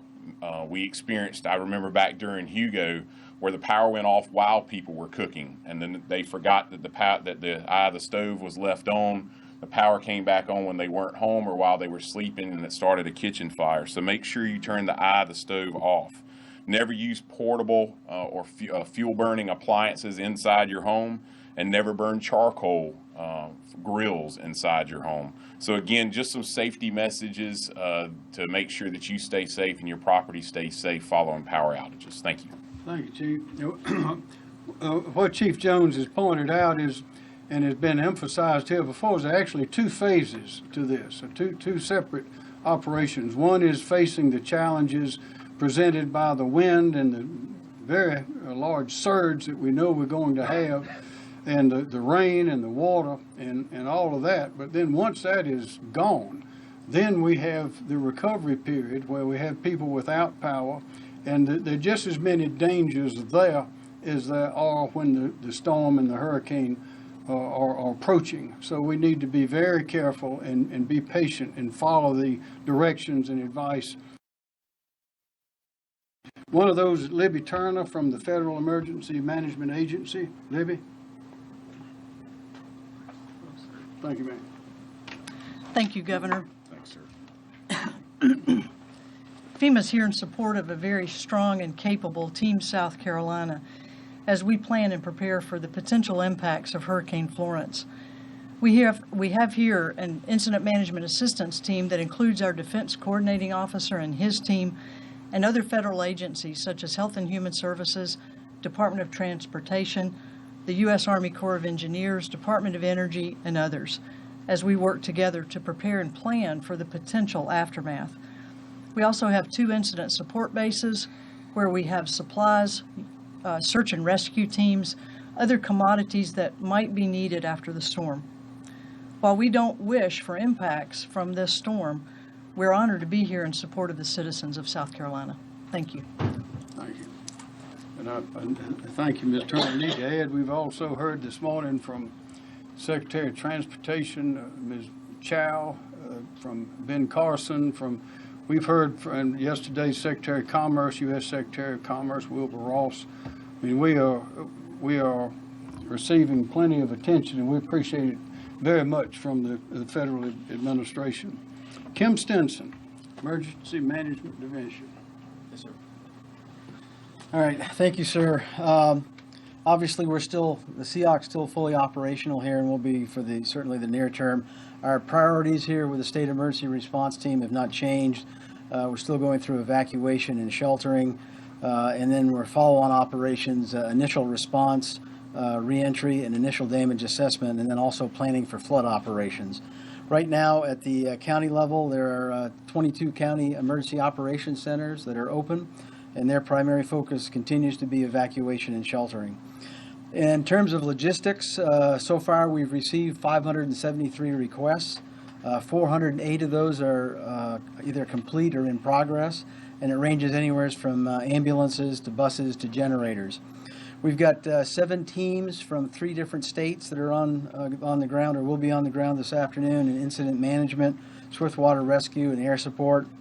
And we've got 7 others that are pending and due to arrive here in the near term, and that includes additional air support, personnel, and damage assessment.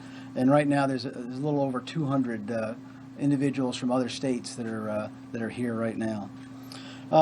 We've got over 8,000 of tarps, blue tarps in our inventory right now for temporary roof repair. And we've got over 275,000 sandbags that are available if we need them. We've already issued over 250,000 sandbags out to at the county level. The most likely response request that we're going to get here following the arrival of tropical storm force winds is debris management, generators, and damage assessment. So we expect to get those as we have in the past, and we continue to plan for sustainment operations for both emergency operations centers and teams, because this is going to be a long operation, we fear. Governor already talked about the public information phone system, and that's at 1-866-246-0133, and that's operational. They've taken over 5,000 calls right now, primarily evacuation and sheltering questions. Several people have already mentioned it, but we've got our website, scemd.org. It still has lots of information. It's in disaster mode right now, so you can, as soon as you open it up, it's got all the important links that you need to stay connected.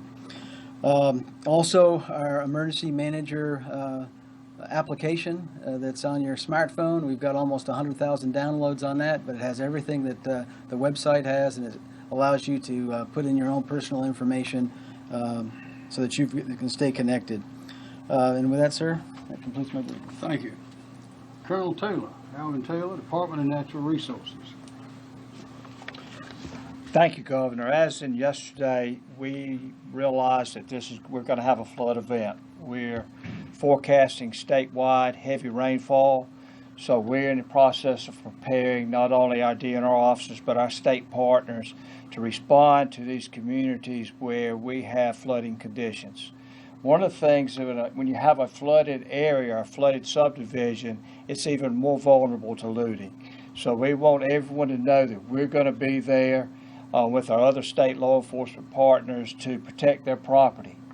If you're going to go boating while in the waterways, please be safe, be careful, travel at a slow speed. Just like on our highways, there'll be much debris in our waterways as you're in a boat, so it can be very hazardous.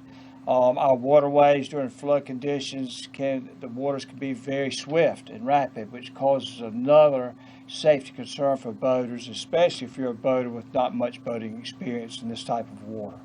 And please don't go sightseeing. Once again, please don't go sightseeing. So many times when we have these flooded areas, boaters will put their boats in the water to go look. And that just causes all types of problems, especially for those homeowners that may have water in their home or almost in their homes by boat wakes that will put water in their homes and cause much more damage. We still anticipate our area of top priority to be the PD River Basin. Once again, the PD River Basin is our priority area for now, simply because they will be receiving water not only from South Carolina rainfall, but also North Carolina rainfall, all in that one river basin. We will continue to monitor other river basins. We are modeling now. We have some good ideas of areas that we need to be paying attention to, but once it starts raining, we'll have real-time modeling. We'll be able to be ahead of the flood waters and anticipate having all of our resources in place. So once again, be safe, be careful if you're on the water. Our waterways during flood conditions can be hazardous just like our roadways. Thank you, Governor. Thank you, Colonel. Director Jerry Adger, Probation, Parole, and Pardon. Thank you, Governor. Good afternoon. Anytime that you have a state of emergency in South Carolina like we have today, I just want you to know that all of the state law enforcement agencies, SLED, Department of Natural Resources, Department of Public Safety, as well as Probation, Parole, and Pardon Services, we come together and we work as one. You heard that the lane reverse will be completed today. That lead was by DPS. We worked with them on that.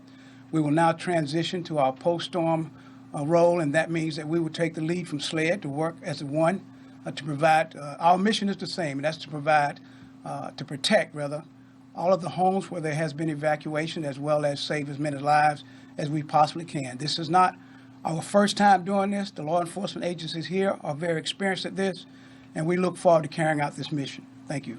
Thank you. Colonel Kevin Suedo, Department of Motor Vehicles. Thank you, Governor. Department of Motor Vehicles' #1 priority is to reestablish all the branch officers as soon as we can get safely back into them. For those that were not able to go ahead and safely open with power, we have 2 mobile capabilities. We use our CARES vehicle and our Shark vehicles to go ahead and augment those services. At an appropriate time, we will take those resources and get them out to the insurance claim sites so that we have capability to get citizens their driver's licenses, ID cards, and titles for appropriate claims. Shifting gears, though, it's an opportunity to talk about the South Carolina Disaster Recovery Office and where the state has a world-class response element. I want to talk to everybody about the requirement to get out there and recover. There are not abundant office resources to get out there and recover each of the homes that are going to be impacted by this flood.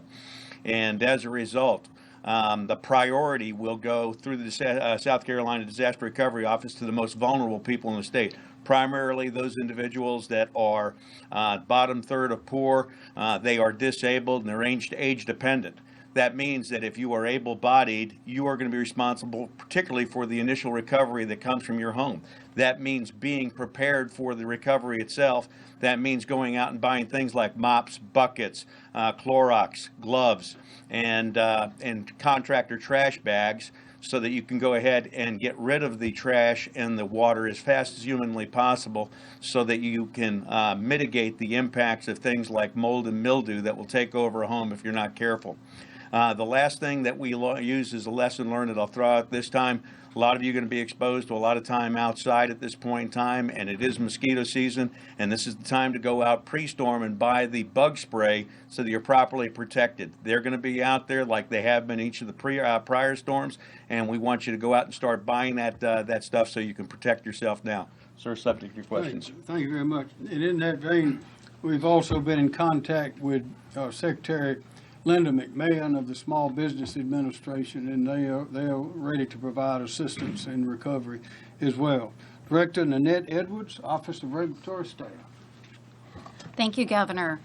Well, as been stated several times earlier in this briefing and addressed by the Governor, we are anticipating that with the current projections of this storm, we could have extended power outages. The reason for that is the crews cannot go out and begin restoration efforts until it is safe to do so. And because we now understand that the winds can be 30 miles per hour and greater for a sustained period of time, the utility crews cannot go out until it is safe to do so. So, for example, if you were to lose power on Thursday, it could be several days before your power could be restored. And along those lines, if you choose to remain in place, please make sure that you are prepared for that extended power outage. Make sure that you have batteries. If you rely on a cell phone, make sure that you have your extra battery charged. Take those precautions. We urge you to do so. The Office of Regulatory Staff is also continuing to work with our fuel partners to make sure that there are adequate fuel supplies for any continued evacuation. Thank you. And we've also heard from Duke, SCE&G, and Santee Cooper, and they are making the same plans that everyone else is to address these problems and the fixing that will take place after the storm leaves. Yes, sir. Thank you. Any questions? Yes. Can I get maybe Colonel Taylor to address more specifics on concerns for river flooding, when and where? Yes, ma'am. Well, we know from past experience and from the models we are currently running that the highest area of vulnerability will be the PD Basin. There's no question about that. They are positioned and projected to have the greatest amount of rainfall over the shortest period of time. We have many small rivers that feed into that basin, both the Little PD and Lumber River. Take water out of North Carolina and it comes down and exits into the PD River. And we also have the Waccamaw River, which receives water from North Carolina as well, which at the end of that river, again, is the Great PD. So the Great PD takes a lot of water from a lot of different rivers along that basin. So we know that it is the most vulnerable. It is our top priority. We know we're going to have much rain in North Carolina, and we know we're going to have much rain along that PD area of our state, the highest projected area. So that's our top priority. We'll move down to the Catawba River Basin, anticipating the area that may have the second largest amount of rain volume, and we're modeling that, and we'll closely monitor it as well. Those are our top two priorities presently, but we will continue to look at Edisto Basin around Givans and the lower part of the state and our other river basins. We get real-time information when it starts raining. We can plan, and we're planning. We know where we think the highest priority should be. But once it starts raining, then we get real-time information, and we can react to that in a hurry, because we'll be monitoring it. Any outlook for Midlands River areas like the Congaree? Well, we'll be looking at the Congaree. As you also know, you've probably seen that SCNG is spilling money now, anticipating being able to hold a greater capacity of water from rain. And we've received some calls just today from residents that saw the Congaree and also the Great PD come up overnight. And they said, oh no, why is the river rising? Because it hasn't started raining yet. Is it raining upstream? Well, what that is preparation to be able to accept water.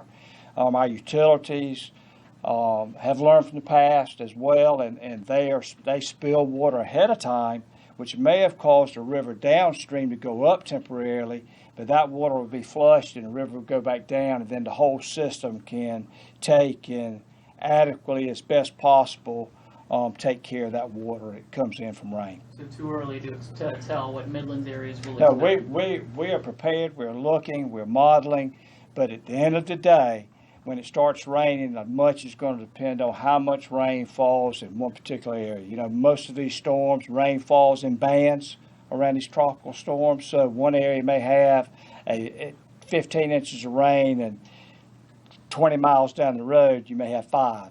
So a lot's going to depend on how much rain falls where, and we'll be monitoring that on a regular basis to try to model and be prepared to react to what happens. But we do know it'll likely be raining for 2 days, which is longer than usual. Yes, sir, Governor. We know this is a rain event. I mean, we still have a storm that hasn't gotten here yet, but one thing we do know that this is going to be a rain event for South Carolina, a great rain event for South Carolina. So we're monitoring that now, making plans, have personnel in position, and whether you say you're fortunate or unfortunate, we've done this before. On one side, we're fortunate because we've had plenty of real-time training in response to responding to these type of events in the past. Unfortunate because it's a tragic event. But, how might this compare to the fire hose that came at us with Hurricane Joaquin back in 2015? Well, when Joaquin came at us in 2015, I would say that we weren't prepared. We were not prepared for the amount of rain that fell. Much of the rain prognosis at that time, we weren't looking at the amount of rain that fell. It wasn't forecast. And when Joaquin set up over us for a period of time and it rained, it rained. So I think now, although some situations may be similar, I think now we're more prepared to monitor, to react, to forecast than maybe we were during Joaquin. Governor, I want In addition, we have technologies now that we didn't have before. Wilbur Ross was explaining how Secretary of Commerce, that we have drones in the air, have submarines or some sort of submarine drones out in the ocean now, bringing in data about this storm, and have a satellite technology that didn't exist just a few years ago. And Bob McAllister is here in the room with us, or was a few minutes ago, back when Hugo came in 1989. He and Governor Campbell were sitting at the State House trying to get as much information as they could. There wasn't that much available, and they made their main decision based on Jim Gandy at WIS-TV, who was an excellent weatherman. Things have changed a lot. We can still predict a lot, but this particular storm is unpredictable. Things have already changed so many times. But we're as prepared now in this state with this team that we have, this team South Carolina, we're as prepared as anyone in the country, and probably more so, for these kind of events. Governor, would anybody here be able to address that prison situation? Have any of them been evacuated in those No, sir, evacuation they have not been. Nothing has changed since well, the same reasons as yesterday. If you look at the prison buildings in question, there's only one, I believe, that is in the evacuation zone, and that's McDougal, and it's right on the edge of the zone, almost on the right on the line. And those buildings are sturdy and are as good a place, possibly better, to be in terms of that kind of safety from winds and rain. And we're working closely with Director Sterling and others to determine what the best thing is to do. And at this time, the best thing to do is to stay on campus. It's the safest place. Will they have enough security personnel if Yes. something does happen? They will, yes. When it Yes, comes sir. to the Red Cross shelters, we're getting word that a lot of the shelters don't have food, they don't have beds, they don't have water. Are there any efforts Yes, ma'am. to get those items to those shelters? Yes, the mass feeding has been activated, and food has been ordered, and it's currently going out as far as it can before the road shut down, and then it'll go to various distribution points. As far as the bedding, I know that they're in process of trying to get cots into the shelters. I know that local EMDs and the Red Cross are working. I don't know the numbers or the exact shelter locations where cots are at this time. So it starts from Columbia and then kind of works out to where? The food distribution, Kim? Yeah, it starts here and moves back. Right. There is Yes. a statewide plan that is being implemented and is being perfected as we go in conditions required. We've been on the phone this morning. There were discussions with Louise Welch of the Red Cross, and things are proceeding well. Yes, sir. There was another question. Was there another question, Colonel? Governor, I was going to address the Department of Corrections question.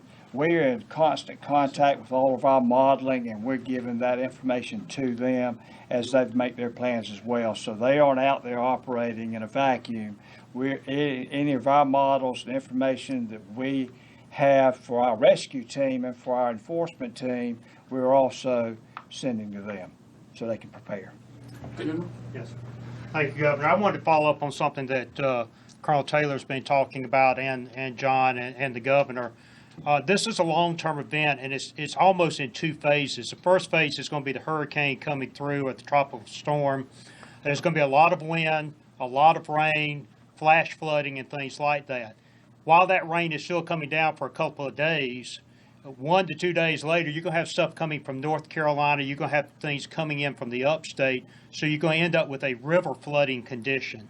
So just because the rain starts letting up, don't assume everything's good and you go back to your house in some low-lying area and then be surprised by the river coming up. So it's one of those things of you got to be situationally aware. So make sure that you've got a battery-powered radio, a weather radio, and that you purposely try to find out information before you start considering returning home. Because this is something that's going to be extended, and you're going to see at least 2 waves of damage coming through. And this may be the first time we've experienced such a two-punch from these kind of conditions. So Yes, when ma'am. might people be able to come home? I mean, is there We any- don't know. Okay. Yes. Any updates on? Okay, go ahead. What's that? What was the question? When might people be able to come home? Well, once the storm passes, we'll go out and do the assessment in order to try to get the lanes reopened, do a safety check of our bridges. That'll be one of the first things that we do. Right away, we'll be positioned to be able to fly our bridge inspectors around to check the critical bridges, and we'll also be looking at our roadways to make sure that the roadways are able to support the traffic as it comes back in from making sure that nothing's washed out or any of our bridges are incapacitated. And that'll be done in advance of the reentry order as the governor deems appropriate to move back in. That's why you have to watch those barricades and watch the warning signs. Governor, Mr. Stimson? Let's get Kim Stimson, and we'll come. Yeah, just talk a little bit about the reentry process. We'll work very closely with the county administrators and the local emergency managers on when it's safe to come back in. When they feel like they can receive their population back into their area, they'll make a recommendation to the governor, And then, of course, the CERT will also make an additional recommendation, but it'll all be very carefully orchestrated and certainly not a unilateral decision, but give good information to the governor on that when it's safe. Yes, sir. General? We have to, as citizens of South Carolina, we have to realize this event's going to go well into next week. And we don't know how much the storm's going to slow down. We don't know exactly where the flooding is going to be because, as Director Taylor talked about, it's according to exactly where it rains rather than just generally where it rains. So we really don't know. And this thing goes back into what Director Stinson talks about is it's got to be the local leaders as they assess the situation to make that determination. But this is going to, the event itself is going to go into next week. Then we start looking at when to come back home. So it's going to be a while. So to clarify, that would ultimately be a state decision for specific areas as to when they can come back? You want me to answer that? Go ahead. Okay. Normally, the governor will assess the state along with his team, but it will be back to the local officials to determine locally when it's safe to return. So they'll provide input. We may open major highways based on everybody's input, but it's the local officials that will make that determination because they're best to make it because they're on the ground. So they'll make the call. They'll make the call. That's right. And it'll be communicated. Ms. Hall? Yes, sir. Just want to provide some clarity on the reversals. We're removing the reversals because of the approach of tropical storm force winds. And so we're breaking those down as we did on 501 earlier with our partners with DPS in order to retreat from the area and get safe harbor for our employees and our workers. So we'll be ready to go back out whenever the storm passes. That does not mean that the evacuation order has been lifted just because we've moved out of that area. The same thing is going to apply for I-26. As we remove those employees and kind of unwind that reversal situation this afternoon and early evening, that does not mean that the evacuation order has been lifted for the Charleston area, just to make sure that that's clear to everybody. You will, it would be very clear when the evacuation order has been lifted. And we'd ask everybody to stay tuned. There are a lot of questions. There are a lot of different questions that can come up between now and tonight and tomorrow, but many of them can be answered by calling that number, at least as a starting place. More questions. Sorry, we heard earlier that there are estimates that there are about 1 million people that may need to evacuate, and we heard that about 420,000 already have. Any idea, how many people may need to be rescued or are in harm's way? Well, be rescued.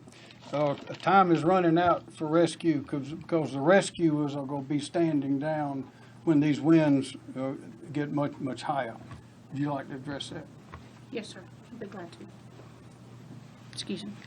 So as the governor said, and many have said before, you have to take your own personal responsibility and make sure that you're planning ahead and making your decisions on whether to depart the area or not to depart the area. If you decide to stay, just be reminded, if you're in an evacuation zone, that help may not be able to get to you, especially during the event. So keep all that in mind as you make your decisions on what you and your family are going to do this evening. We believe in the Myrtle Beach area that there has been significant participation by the locals in the evacuation. We believe we achieved somewhere between 70 to 75% on the evacuation, people evacuating or complying with the evacuation order, which was very good to see. As, of course, you can see from the storm forecast, they're looking at the same information that we are as well and making those decisions based on that and making sure that they and their family will be safe. Thank you, Jim. Anything you can say about schools, Governor? Or are we on the same? As far as the estimates on the evacuating people is that we originally had the 1 million figure because it was going to be a full coastal evacuation involving the entire coast. But because we are not including Beaufort, Colleton, and Jasper right now, it's probably closer to 750,000 people that are in those evacuation zones that should evacuate. Just getting back to my Red Cross question, these people were asked to evacuate their homes, and then they get to the Red Cross, and there's no place for them to sleep. Would you say that this is acceptable? Well, there is a place for them to sleep. If they're in a shelter, there's a place for them to sleep. Well, there are mats on the floors, and we're getting the cots there as quickly as we can. From the very beginning, we've been urging people, if they want to go to a shelter, particularly early, which many of them have done, is to take with them some bedding of some kind to make it more comfortable until the cots arrive. But I assure you that the plan is being implemented and perfected to get those cots that have not already been delivered, to get them delivered to be there for the people. And we don't want to have extra cots in one place and not enough in the other. So it's a precision contest to get it to the right place. Any more information on the schools? Any more Schools are closures? same as has been. Nothing's changed. Yes, sir. I have a question for FEMA, if she's still around. She is. Ms. Turner? Yes, sir. So the Navy says that they have 2 ships south of here ready for us if we need it, if FEMA specifically asks for the help.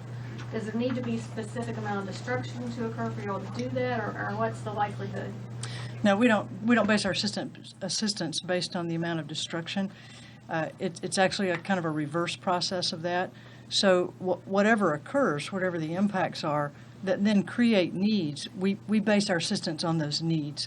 So if the locals and the state need assistance in meeting those needs, then they come to us and request it.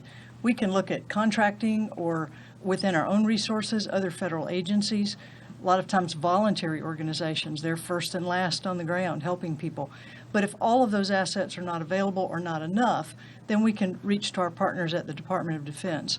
And so these ships are standing by, ready to assist if needed for any of the states that may be impacted by the disaster.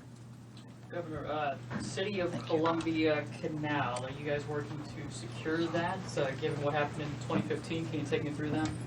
That would be a question for the city and Mr. Benjamin, the mayor. I know there's $169 million, I think, that has not arrived yet to work on that canal, but it is being pursued vigorously, I assure you. And the lady reminded me of one other thing is, let's don't forget the impact of volunteers. There are more volunteers helping with this effort than there are people in the various governments. We've got that includes the Red Cross and Harvest Hope and the Salvation Army, all these others. There are many, many volunteer organizations as well as individuals who are delivering food and bedding and those other things that are making this entire effort work. Yes, Sure, I could talk about that. Yes, sir.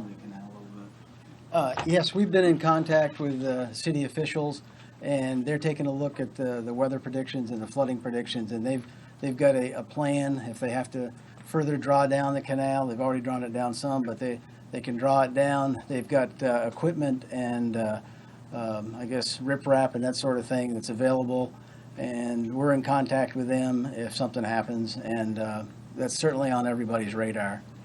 We've actually made coordination through the military. Step up. We've actually made coordination through the military side too. So, yes, that was one of the great concerns 5 days ago. As you can tell, this plan we have is comprehensive. Are there any more questions? Governor, the coast has been on guard for several days now. You obviously ordered the evacuation along the coast several days ago. But, there's been a tropical storm watch issued as far east as Sumter at this point. I think it's the first time the Columbia office has been issuing tropical storm watches from inland. For residents in the inland who may think that they're out of harm's way because they're 100 miles away from the coast, what's your message to them about what they should be watching? Well, the most recent part of that message started about 30 minutes ago when we started this press conference, and it has been in every one that we've had so far, and probably in most of the weather reports, and that is that the unpredictability of this storm has been demonstrated so far. The strength of this storm and the hurricane has been demonstrated as we see now. This is, as we've said, this is a different kind of hurricane. This is not one that's going to hit the coast and pass through quickly. This is one that's going to hit the coast and stay, maybe for 2 days, and it's going to be staying right over South Carolina, moving from Myrtle Beach and that part of North Carolina on across to where we even expecting maybe 7 inches of rain up in Caesar's Head and around there, around the North Carolina line there. I don't know that we've had anything like that in anyone's memory, and that could even lead to mudslides in that area.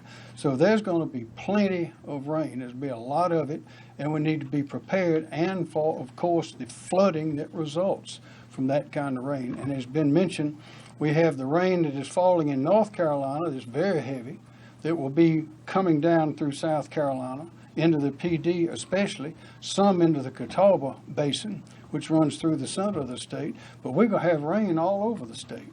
Thank you. From one side to the other for possibly 2 days. Thank you, guys. Thank you.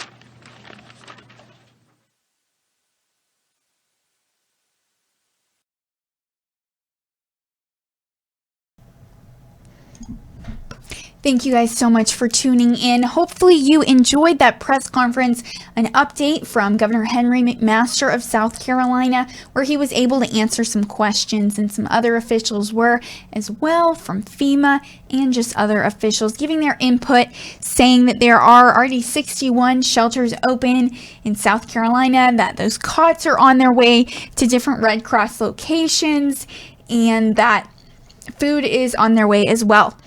So thank you to everyone that has been watching, that has been commenting. I'm going to go for a little bit longer here. I have some more information for you guys that I would like to share. Now, we are going to go tonight because the storm could hit tonight, but it's actually expected to hit tomorrow morning at 8 a.m. So stay tuned for some early coverage tomorrow.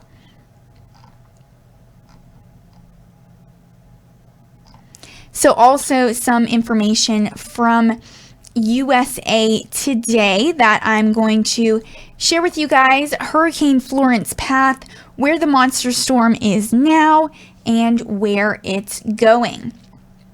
So as you know, winds have lessened to 105 miles per hour, making Hurricane Florence a Category 2 storm, but that doesn't mean it's safe to return to evacuated areas. Florence will make landfall Thursday night along the North Carolina coast. This is what this is saying. But the National Weather Service has an updated model out that says it is coming tomorrow morning. So along the North Carolina coastline, causing inland flooding from heavy rain. And Hurricane Florence, now a Category 2 storm with winds of 105 miles per hour, continued to spin toward the Carolinas on Thursday as rain winds from the outer bands were reported along the North Carolina coast.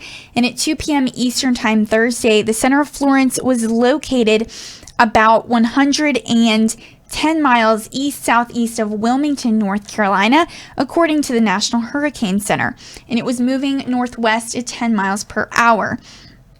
So Florence is a huge hurricane, the Hurricane Center said, and its hurricane force winds extend about 80 miles from the storm's center. Now, the diameter of Florence's tropical storm winds is almost 400 miles.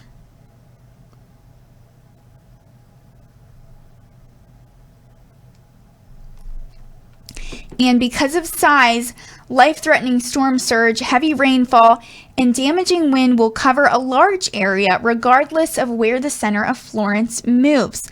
So more than 10 million people were under a watch or warning related to the hurricane as of Thursday morning, according to the National Weather Service.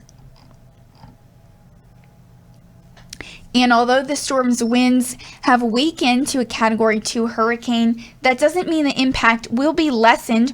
Weather Channel hurricane expert Rick Knabb recalled that Category 2 Hurricane Ike killed dozens of people and caused $30 billion in damage when it hit Texas in 2008.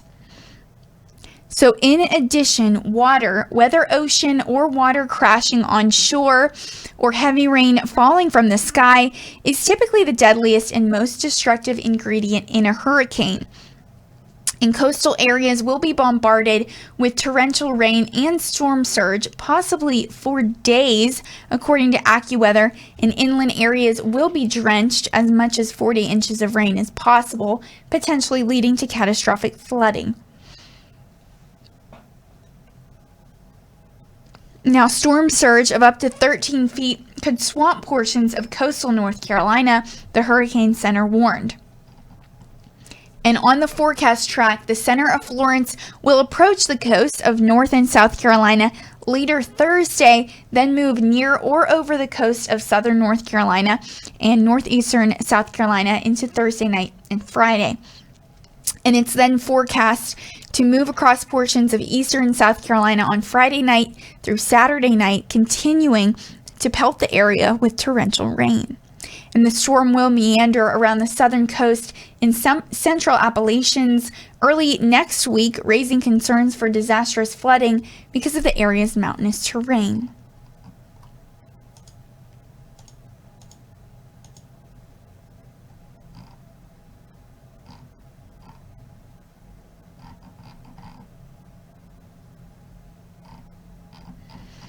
So also, we're going to kind of look back, and this is sort of a timeline. And while I share with you guys, I am going to put that live radar back up so that you're able to see it.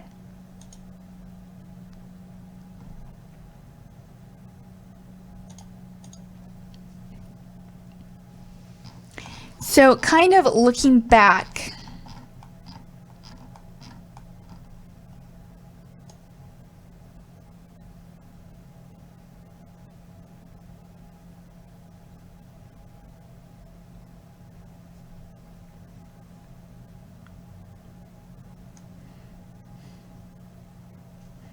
so looking back on a timeline from today from the Washington Post. So at 8:30 a.m., Florence could park offshore, which would not be good. So in Myrtle Beach, South Carolina, forecasters warn that when Hurricane Florence nears land, it could shift to low gear and then meander unpredictably along the coast, sucking energy from the warm ocean as it pounds coastal communities. And Florence could potentially drift toward South Carolina while remaining just offshore as if looking for a port. A long stretch of the Carolinas remains inside the storm's track cone of uncertainty, and experts caution that there are additional dangers posed by a storm that may park itself in one area for an extended time.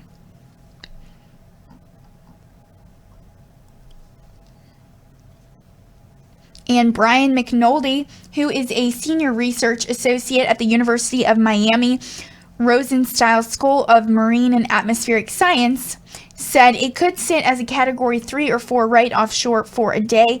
That would not be good if it gets close to the coast and just hits the coast, or is just slightly inland, but then just sits there. It's like pressing pause at the most violent part of landfall.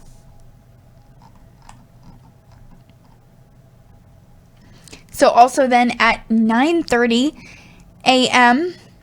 in Kinston, North Carolina, it says a regular coffee run and worries about the flooding. So the McDonald's off the main highway here was bustling Wednesday as travelers from the coast passed through the small town on their way further inland. But as early as Thursday morning, Mac Lewis was the only one at a table. He comes to this McDonald's every day, and it was too soon to tell how Hurricane Florence would disrupt his regular coffee run. He's a retired electrician. He said the storm isn't the main concern for Kinston. It's the flooding that comes days, even a week later, that wreaks the most havoc on a town that must wait for the nearby Neuse River to rise.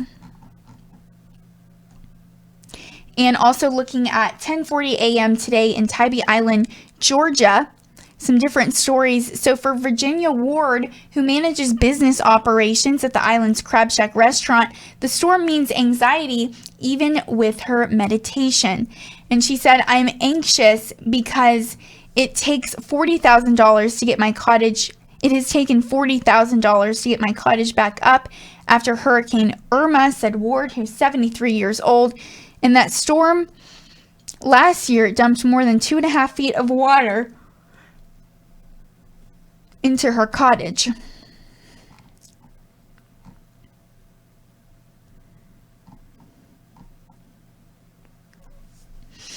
So at 10:55 a.m. in Wilmington, North Carolina, it's a day of waiting along the North Carolina coast as overcast skies and a growing breeze warn that Hurricane Florence is on its way.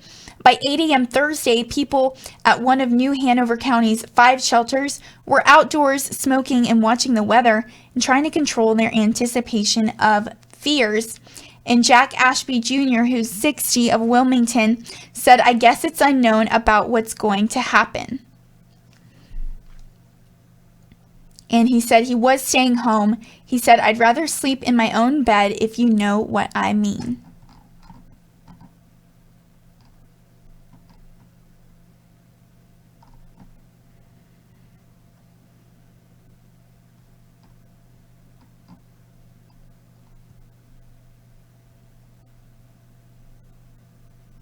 And at 11:28 a.m., Florence begins lashing North Carolina. Hurricane Florence's center is still well off the coast, but the storm's impact is already being felt in North Carolina. Heavy bands of rain with tropical storm force winds have begun spreading across the Outer Banks and coastal southeastern North Carolina.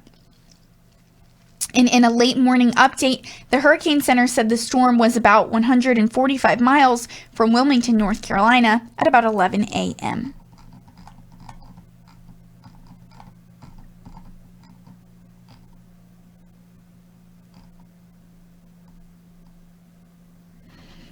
And the latest update from here on the Washington Post, it says 1:16 p.m. punishing winds likely to sweep across the southeast. Forecasters warned Thursday afternoon that dangerous flooding and life-threatening storm surge were still expected, with large swaths of coastal North Carolina likely to see between 20 and 30 inches of rain and possibly more in some places.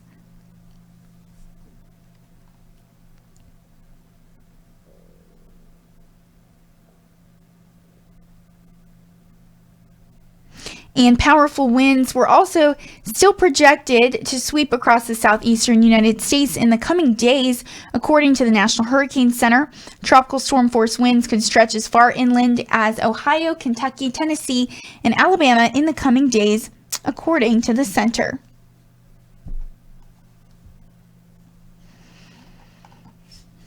And going to switch over.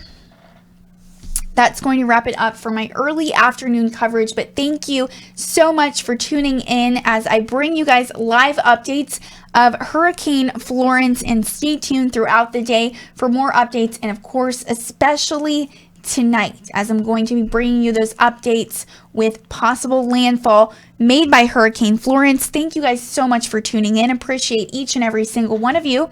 And I will see you later on today. Stay safe out there. Once again, for Right Side Broadcasting Network, I'm Alyssa Ashe. Thank you.